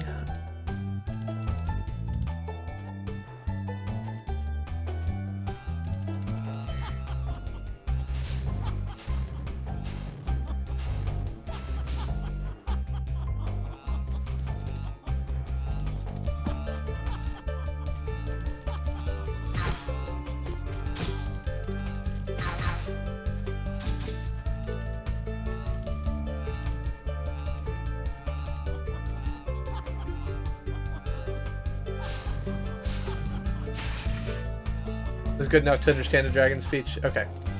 Well, I mean, the more important thing, of course, is can you hear me? But, you know, I understand that that might be a personal opinion that not everyone agrees with. Hello, the swag and the zith. The swag donkey. The swag donkey zith. There we go. I can say words. I really can. I swear. Oh, what? I totally just like charged into that guy's side and nothing happened. Oh god. Don't fall on me. Hello, Eric the Drunk Cookie Baker. How is it going? And yeah. Oh god.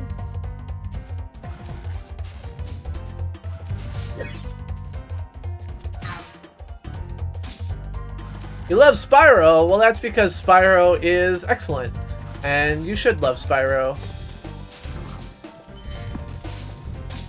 Oh god. Let's not get smacked by the guy in the suit.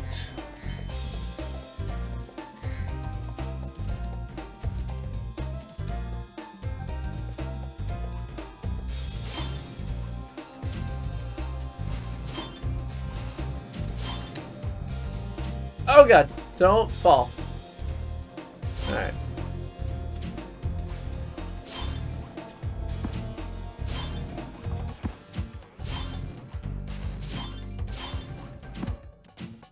I don't understand why, like, what the exact approach is to do this, because I feel like oftentimes I do not actually get it to work.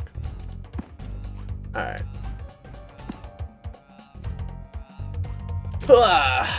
Screw it. Let's get the dragons, get some treasure, get out of here. Hey, Preston! Spyro, you're not afraid of those big, noisy, gigantic, awful beasts, are you? Of course not. I didn't think so. I'm not afraid of anything. I'm a super strong dragon man. I'm gonna make a super dragon man out of you.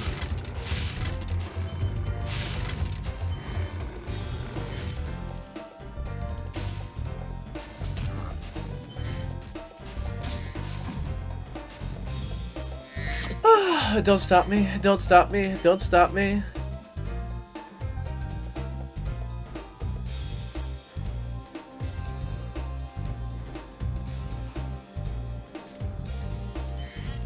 That's right, wizard. You're gonna die. Oh yes, you're gonna die. I hope you see why that you can die. I don't think they ever remastered Spyro. I think someone was mentioning that they think this would be like the next remaster. Now that they've done Crash, Spyro would be a good one. I don't know who owns it. I don't know if they're like I honestly, I started the game up and I don't remember who they showed at the beginning, so a lot of the problems with these things, of course, is getting like licenses and everything else like that agreed on. So. Oh, thank you for releasing me.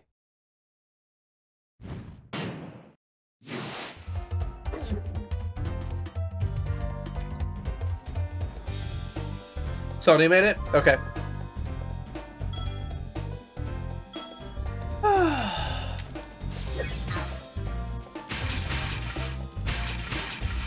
Gotcha.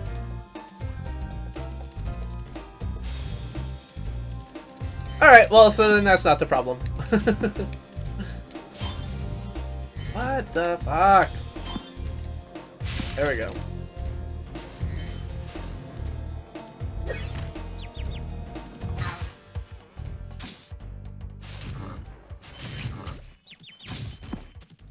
Oh no, I've got no sparks left. Okay, sheepy, sheepy, come here, sheepy. I want some sheepy.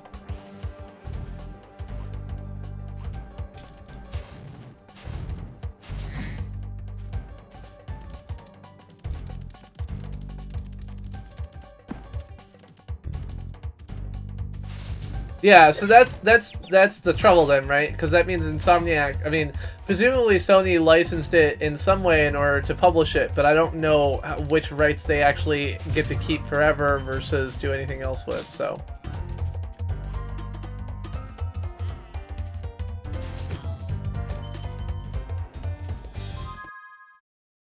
Hello, Prof. How is it going? Oh, God! Shit.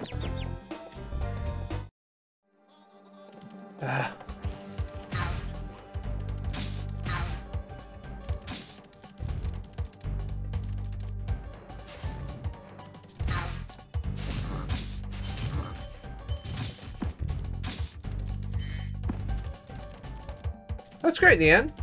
I mean, it sounds like it's a thing that you might both have interest in and an aptitude for, which is a good combination. So one of the stories that I sometimes tell is like when I was in college, I took a geography course, and in my geography course, I was, doing maps, and there was like, it was mostly, studying the history of country borders and Europe and Africa and everything else like that. But one of the classes, we just did one in the computer lab. And Spyro, if you keep this up, you'll learn all the tricks of the magic crafter world.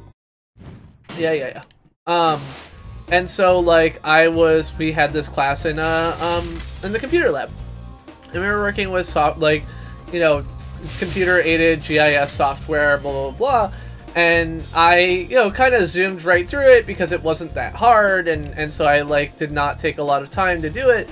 And my my teacher was like, "Hey, you should really consider whether this is something you want to consider as looking into as a job."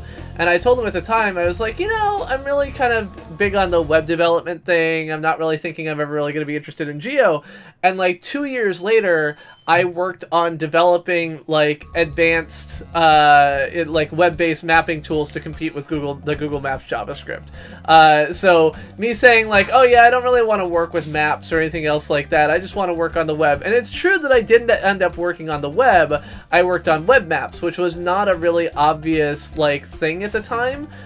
Most computer GIS stuff was not using not in the web browser. JavaScript as the way that everything worked wasn't really the case in 2002, 2003, but still I basically said, no, I'm really not interested, and then 3 years later ended up building, the first open source, or first really successful open source JavaScript mapping library, when I worked at Metacarta. So it's interesting how sometimes your aptitudes can seem like, you really know what you're doing, and it turns out you don't.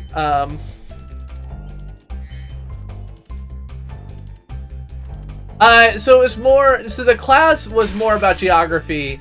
The particular thing that we did in the computer-aided section was a cartography session. We did choropleth maps and other things like that. So most of it was about the evolution of geographic borders in various countries in Europe and Asia at the time.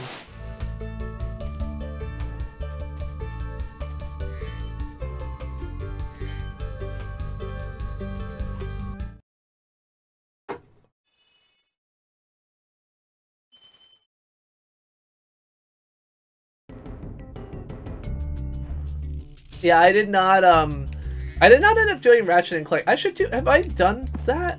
Have I done Ratchet and Clank? I don't think I have. That's a game I should play, right? They just did a remaster of that relatively recently, right? Oh shit. Fucking spider bug pinchers.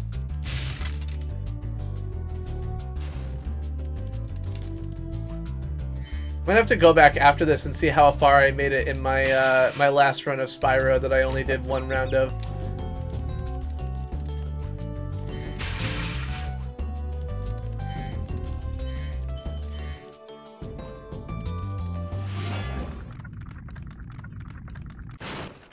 I hate those bugs. When I become big and strong, like you, I'll squash them all. Until then, remember that supercharge makes you invincible. Okay. Supercharge makes me invincible. Got it. Alright. Sheep, sheep, sheep. Good job, Sparks.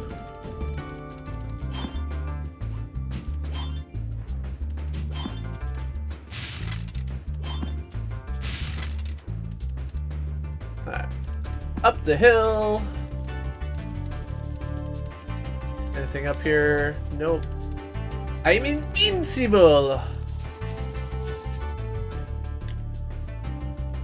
Okay, Boris. Turns out that he got not so invincible, despite his beliefs to the contrary, so... Turns out, liquid nitrogen still freezes you, even if you believe you're invincible. Alright, what is going on here? I'm really confused. I don't appear to have like a supercharge or a higher ledge that I can jump off of.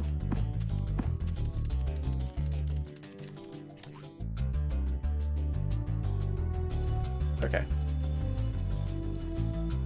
Carry me home, country road.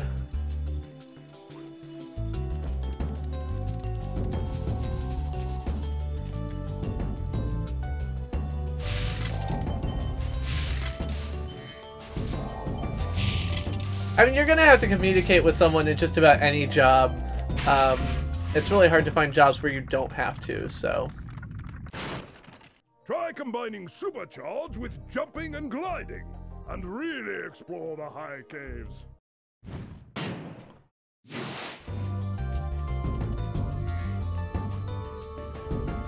The best thing to do is to take a job that you think you'll enjoy, see if it works, and try and, you know, find a place for yourself. Like, if you're not really good at communicating, or you're not really good at, you know, some skill, you're just gonna have to try and, you know, manage and find something that works for you. You're pretty much everywhere.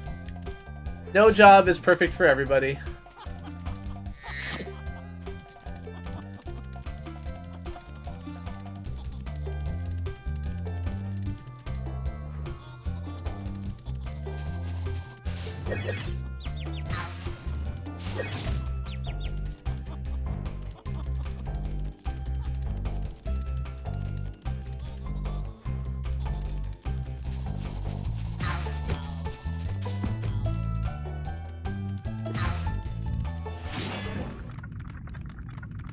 This portal leads to a special place where you can learn to fly.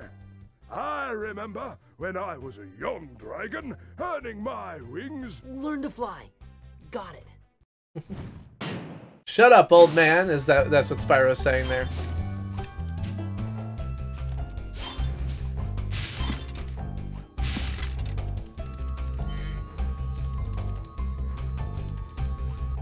Alright, Crystal Flight. Let's see how this goes.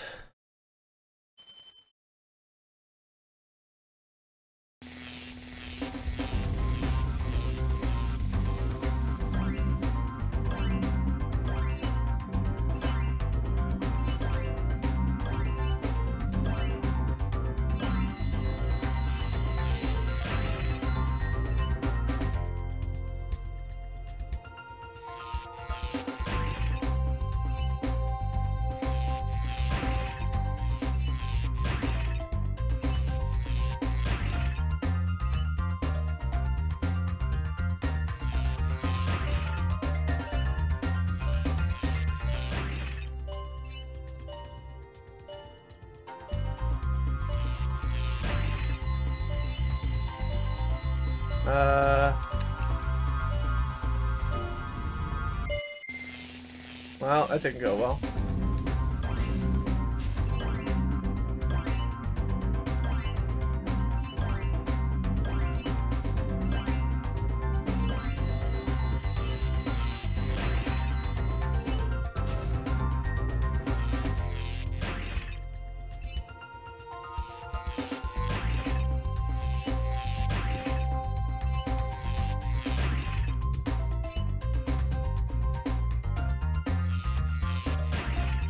I think in most jobs you're going to find that you'll have people who are able to find accommodations for what you might suffer from.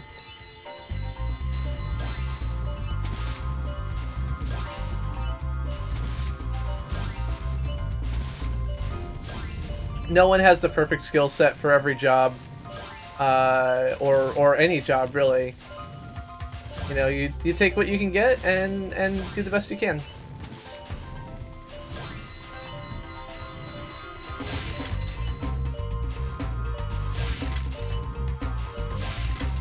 Oh no!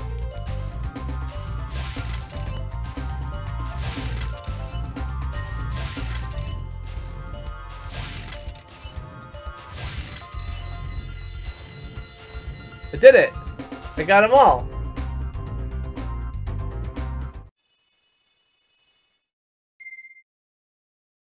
No, I don't want to try again. I did it! Yeah. It's amazing how when you need money to eat, you can force yourself to do anything.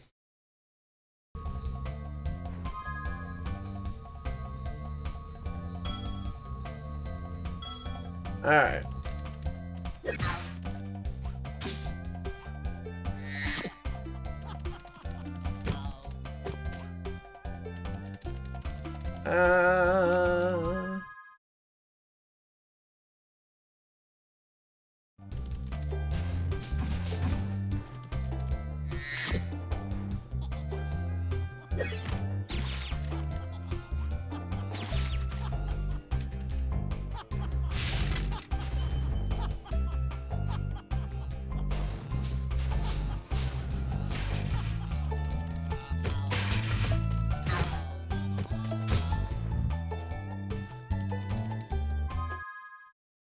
Already did Alpine Ridge.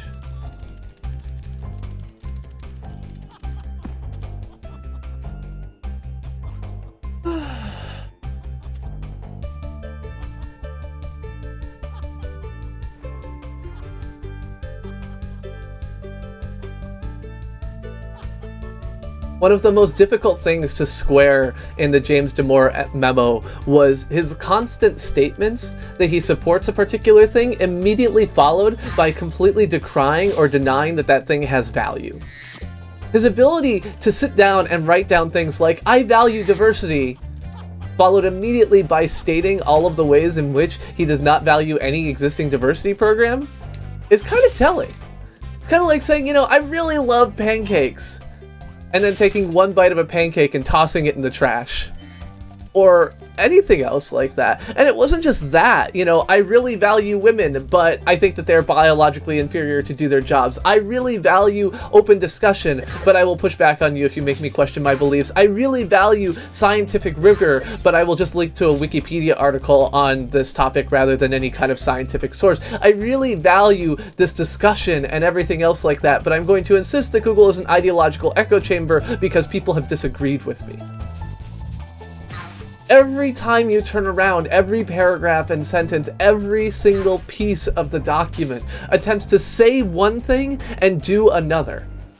I value the individual achievements of everyone in our field, but I'm going to describe people on average and say these general things that don't have any real relation to what I'm talking about. All of these things, all of them, stem from the fact that the author just doesn't seem to understand the inherent contradictions in what he's writing. It's one of the things that makes responding to people who quote the memo so difficult, is because what the memo says is completely contradictory in and of itself. Everything it says is contradicted by the facts or statements that it immediately follows up with in a way that is so mind-boggling to me. that I don't know how you get there. The ability to just like completely ignore the statement that you're making in favor of the statement that immediately follows it requires a very impressive twisting of the brain that I'm just not sure I could do. Must be because I have one of those lady brains that just isn't up to it.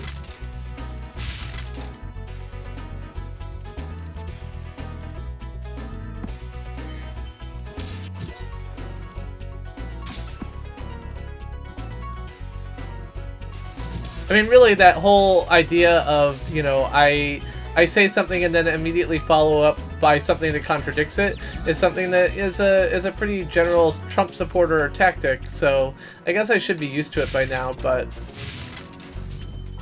congratulations. I hope your sophomore year goes well. Sophomore year was the year that Napster came out. Sophomore year was the year that I did my second semester of biochem. I was taking... Welcome to Wizard. Probably... This is my favorite supercharged spot. The Use it to bash calc? No. What came before calc? I took algebra 1 in 7th grade, geometry in 8th grade, algebra 2 freshman year. And it wouldn't have been calc right after that, because calc AB, calc BC. That's weird. I don't remember what my math class was that year. I took American Lit that year, I think. So I read Billy Budd and Herman Melville stuff and other things like that.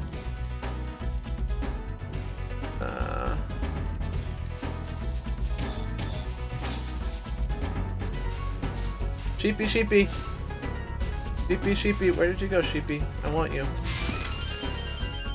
I need a sheep. I need a sheep. There we go.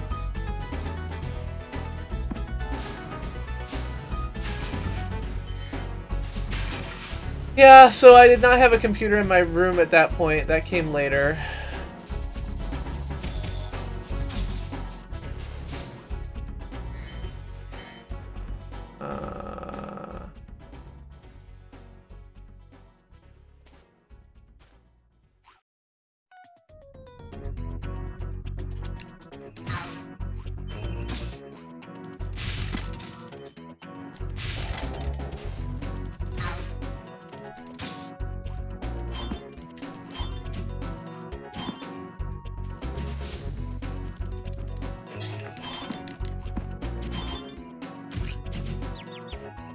Oh no!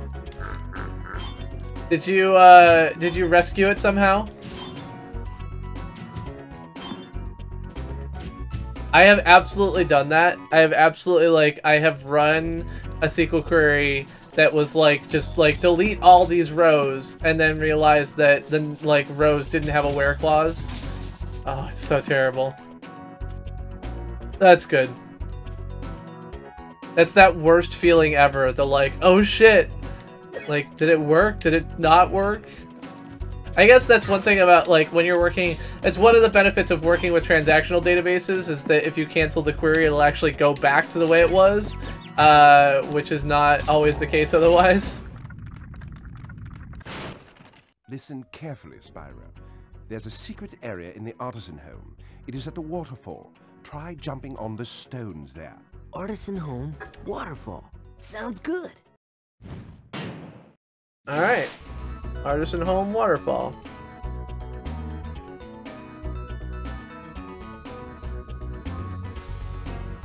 Did I just delete London?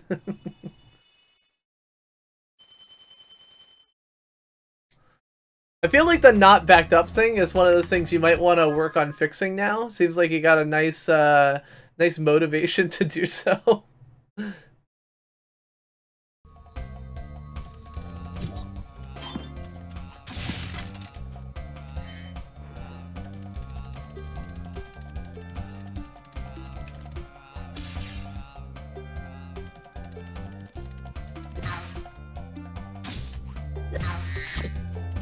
Oh, website class, that's nice.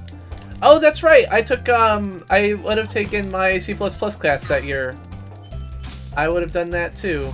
Yeah, so I took the computer science AP exam in one of the few years where it was actually based on C++, between when it was based on Pascal and when it was based on Java. It was like a 2-year period there where it was based on C++, and I took it during that time.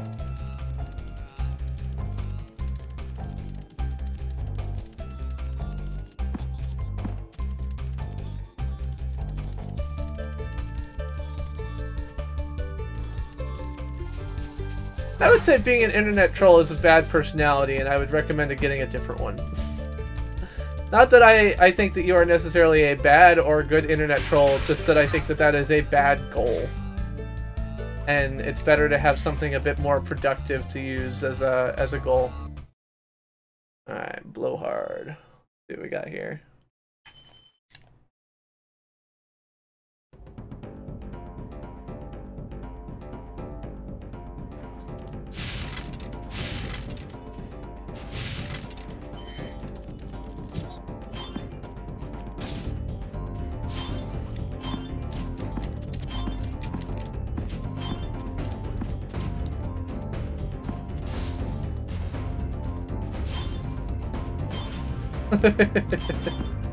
I mean, I still stand by my feeling that if that had gone wrong, the mistake would not have just been yours. I understand that it is the type of thing that happens and that you're going to get blamed for, but when you have a high-value production database that isn't backed up, if it gets lost, it's really, you know, you get what you pay for. Backups are very important, and you should pay for them. I understand all the reasons are difficult. I am not saying I am perfect, but it is definitely a case where I would be, you know, I'd be on your side. If it was important, why isn't it backed up?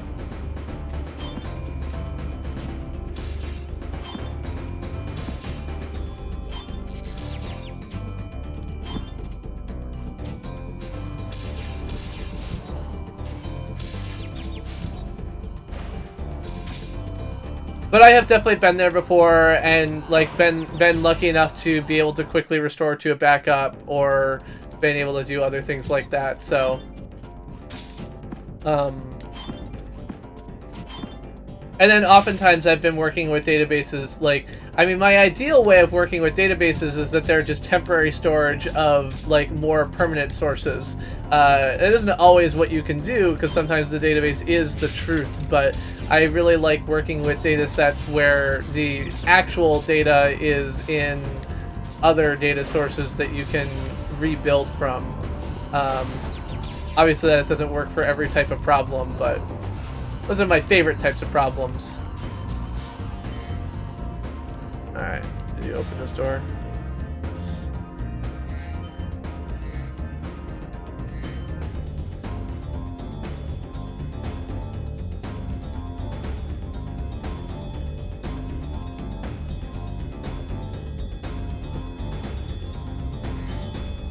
What did you do? Well, I taught you why you should have backups. That's what I did.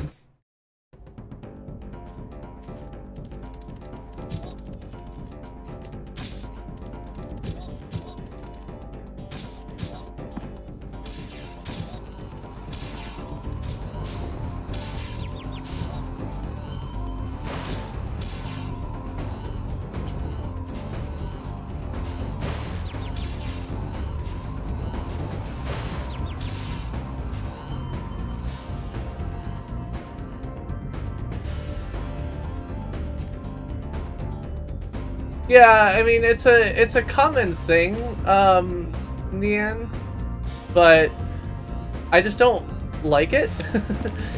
Like just because I understand what it means or what it is doesn't mean I have to like it. And I think that's the state I live in, which is that, you know, a lot of people pride themselves on their trolling or their ability to, you know, effectively hurt other people, and I don't really dig that. Not a great thing in my opinion, and I would encourage people to seek more productive ways to spend their time. There we go.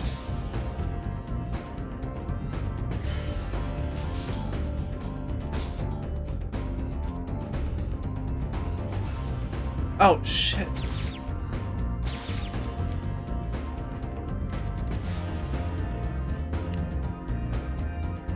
I don't know. I don't pay attention to iDubbbz or even H3H3 most of the time. That whole scene just bothers me.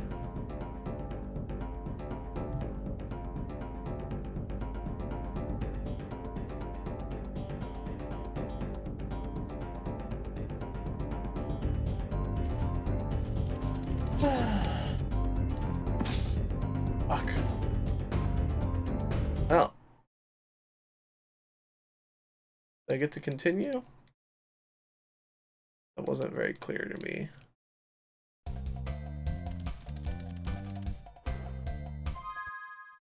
Okay.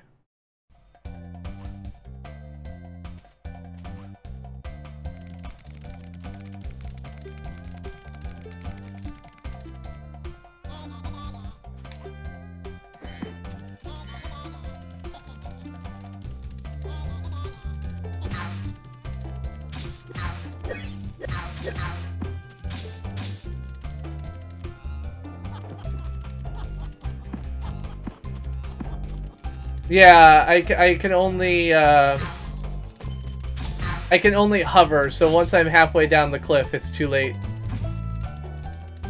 Turns out, unsurprisingly.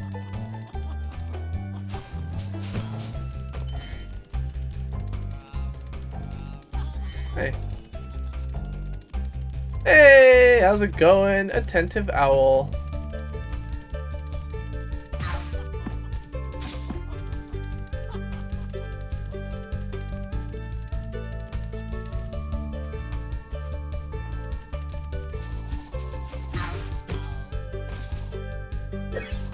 Oh, I didn't actually want to go into Crystal Flight.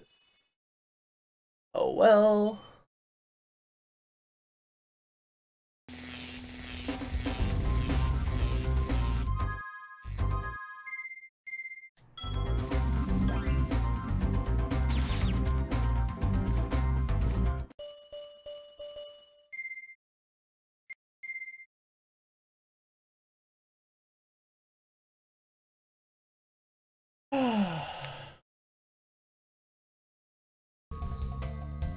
No, you're allowed to cuss. That's not a big deal. We're more upset about the fact that you sort of pride yourself on being a bully while not understanding that you're being a bully than with the swearing. The words you use to describe the behavior is not really the problem. It's the behavior that's the problem. You know, I really do feel like it is oftentimes the case that we can't recognize the harm that we do. And yeah, it's all feels like it's in good fun, but really the only person who can determine whether it's in good fun or not is the person who's on the receiving end of it. And I think it's sometimes hard for people to acknowledge or admit, especially in like a high pressure social situation, that they do feel attacked or bullied or anything else like that. So it can be a really kind of dangerous game to play, because you're going to walk this line where you oh,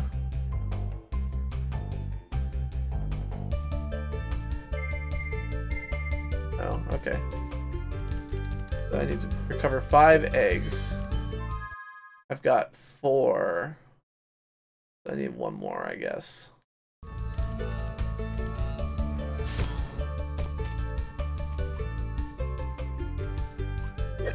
So, I mean, it's just something to keep in mind.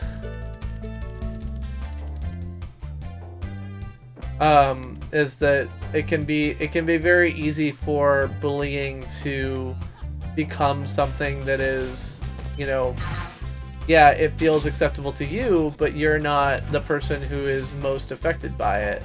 And the person who is most affected by it may not be able to tell you that they're feeling bad about it because they have the social pressure to, you know, not complain. Hey, Hunty, how's it going?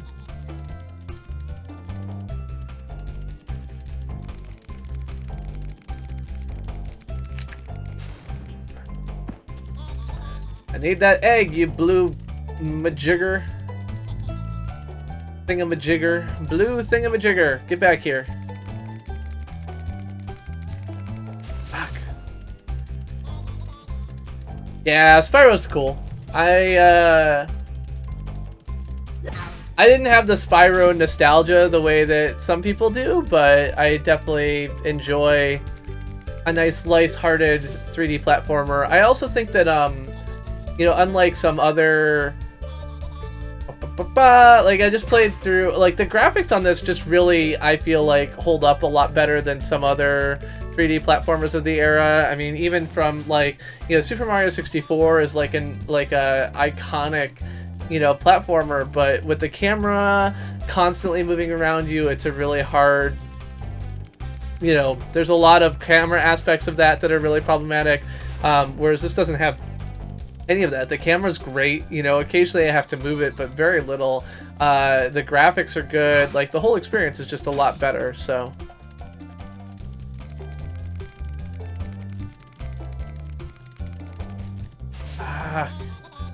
I will kill you, blue thing! I'm gonna give this 3 more tries, then I'll go try and find an egg somewhere in a level rather than here.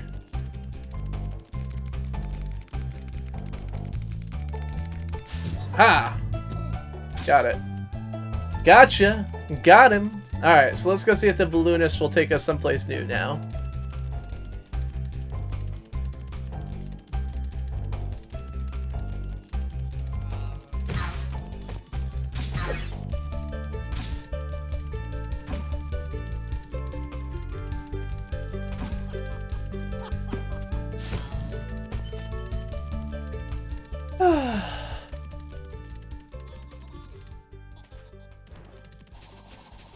Oh, that's right. He was in the Skylanders. I've heard that mentioned. I don't know what that even means. Was he like a character in Skylanders, or was he like? Did they include like gameplay stuff in it, or what? What was that? Because I remember someone mentioning that. It came up when we were talking about the possibility of a Spyro reboot at one point. All right.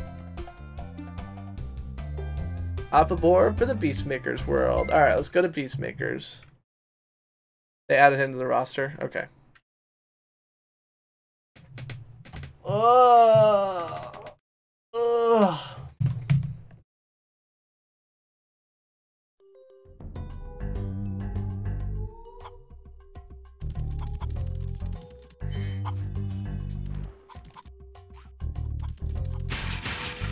Ah!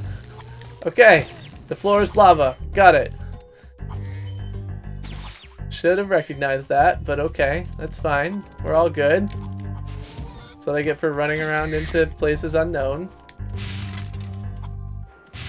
Just not very patient.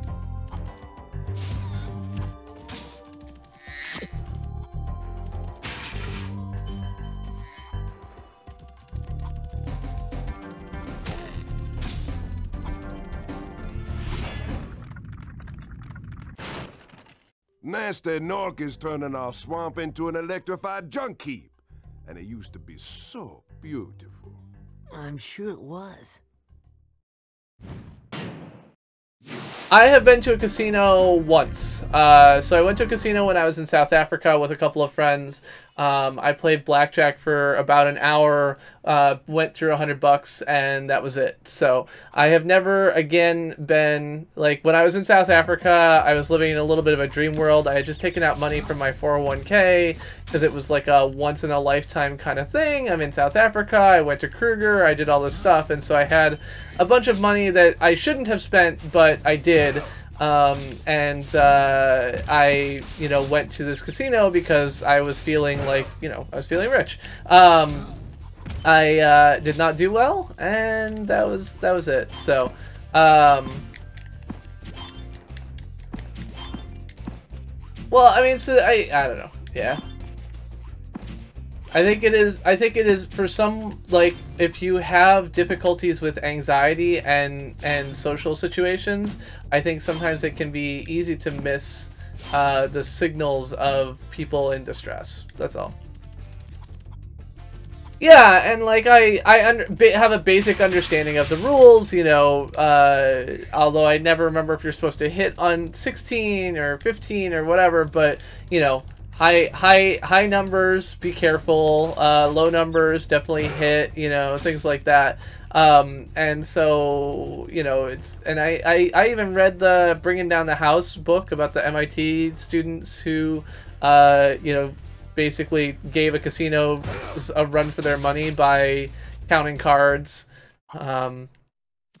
So it was one of those cases where I didn't think I was going to like try and count cards and do well or anything, but I at least had an idea of some of what goes into the game, which is different than most games. And I have no poker face. I have no, you know, anything else like that. And pokers are all like high buy-in anyway or whatever. I don't know. I don't understand exactly how poker works in casinos, but it is not just like you put $5 down and you play a hand. It's very different from that. So I got as far as learning that, and beyond that I was like, whatever. This is not for me.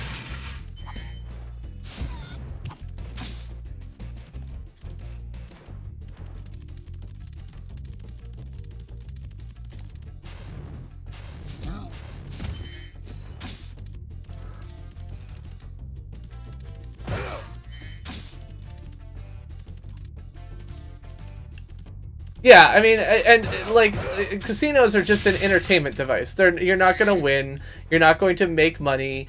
Like, the only thing is that, like, if you bet big and win and then stop playing, you can sometimes get out ahead. But it's not because the odds are in your favor. It's just because, you know, you haven't let the laws of large numbers come into play yet. In Bringing Down the House, they explained how they turn the odds to be in their favor by using card counting.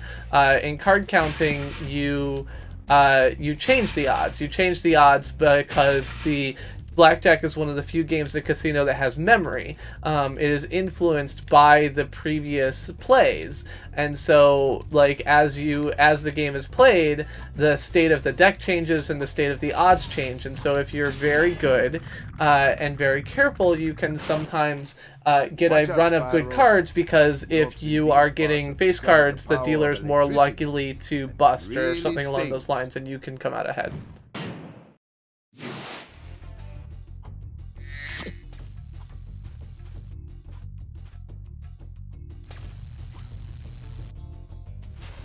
I'm just bad at poker, so that's not even like a question for me. Like, I don't know that I barely know the difference between a straight and a flush, so I am not the ideal poker player.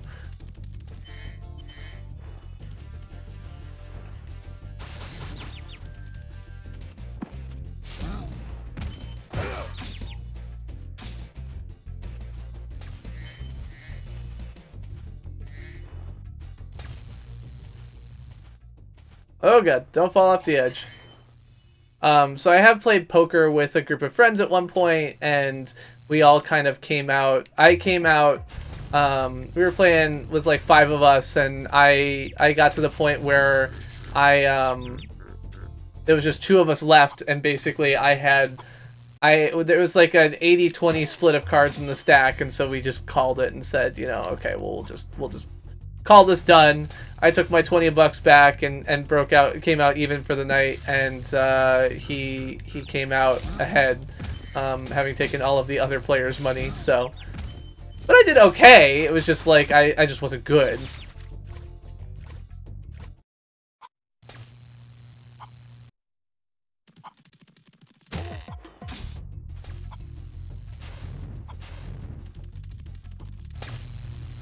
I think he's talking about he's 15, and I wouldn't worry about it, Kim. There's only so much you need to worry about attempting to interpret the behaviors of 15-year-old high school kids.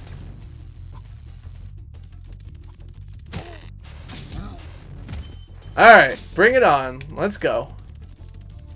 Hooah! That's right. Alright, you do your thing. Oh, I almost made it.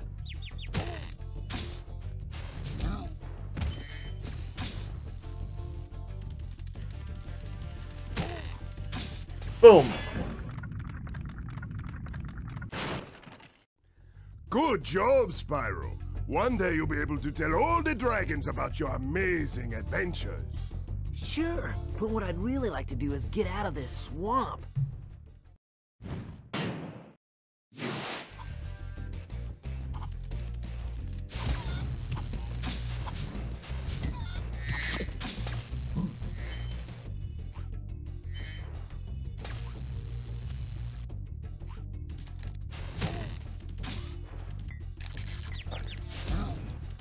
gonna charge him, but you're not supposed to charge him. That's not how you kill him.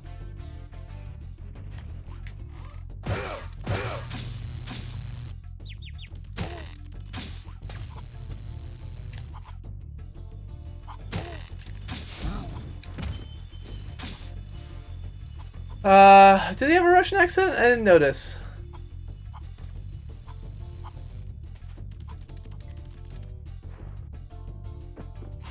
Hello, Norian. Oh, shoot.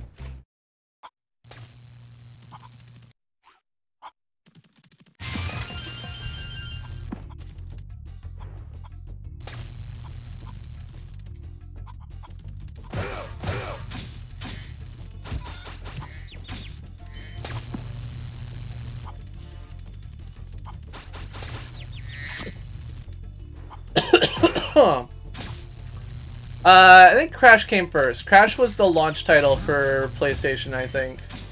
It was 96. This was 98, if I remember correctly. I could be wrong on either or both of those numbers, but I feel like that's what I saw.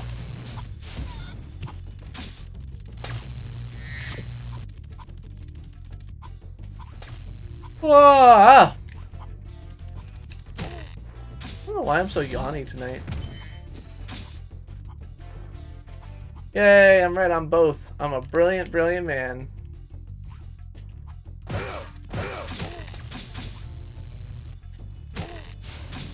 Oh, I zapped you with my fire breath. Why did you not die?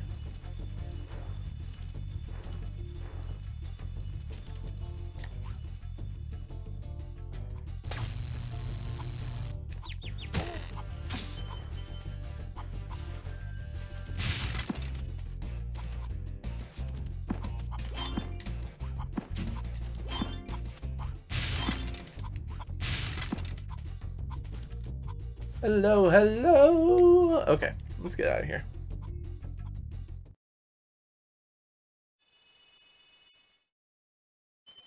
Oh.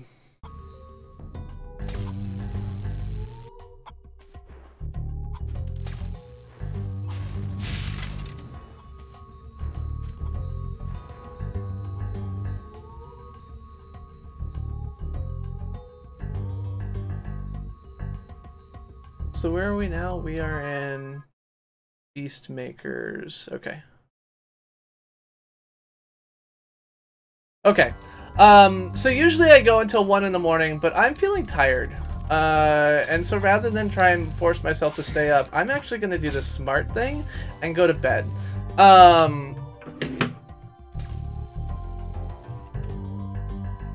Yeah. So I want to thank you all for being here tonight. I will be back on Friday to play, oops, with my real face here. Yeah.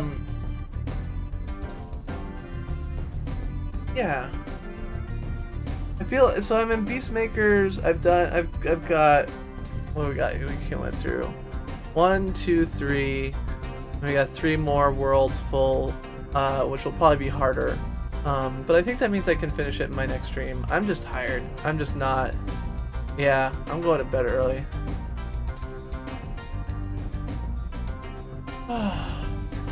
Anyway, so yeah, I'm gonna go to bed. I appreciate you all hanging out. It's been a lovely stream. I hope you have enjoyed the Spyro. Thank you for folks who rated with 10-minute break and with Nintendo Addict and anyone else who might have come in. Thank you for being here and enjoying the stream.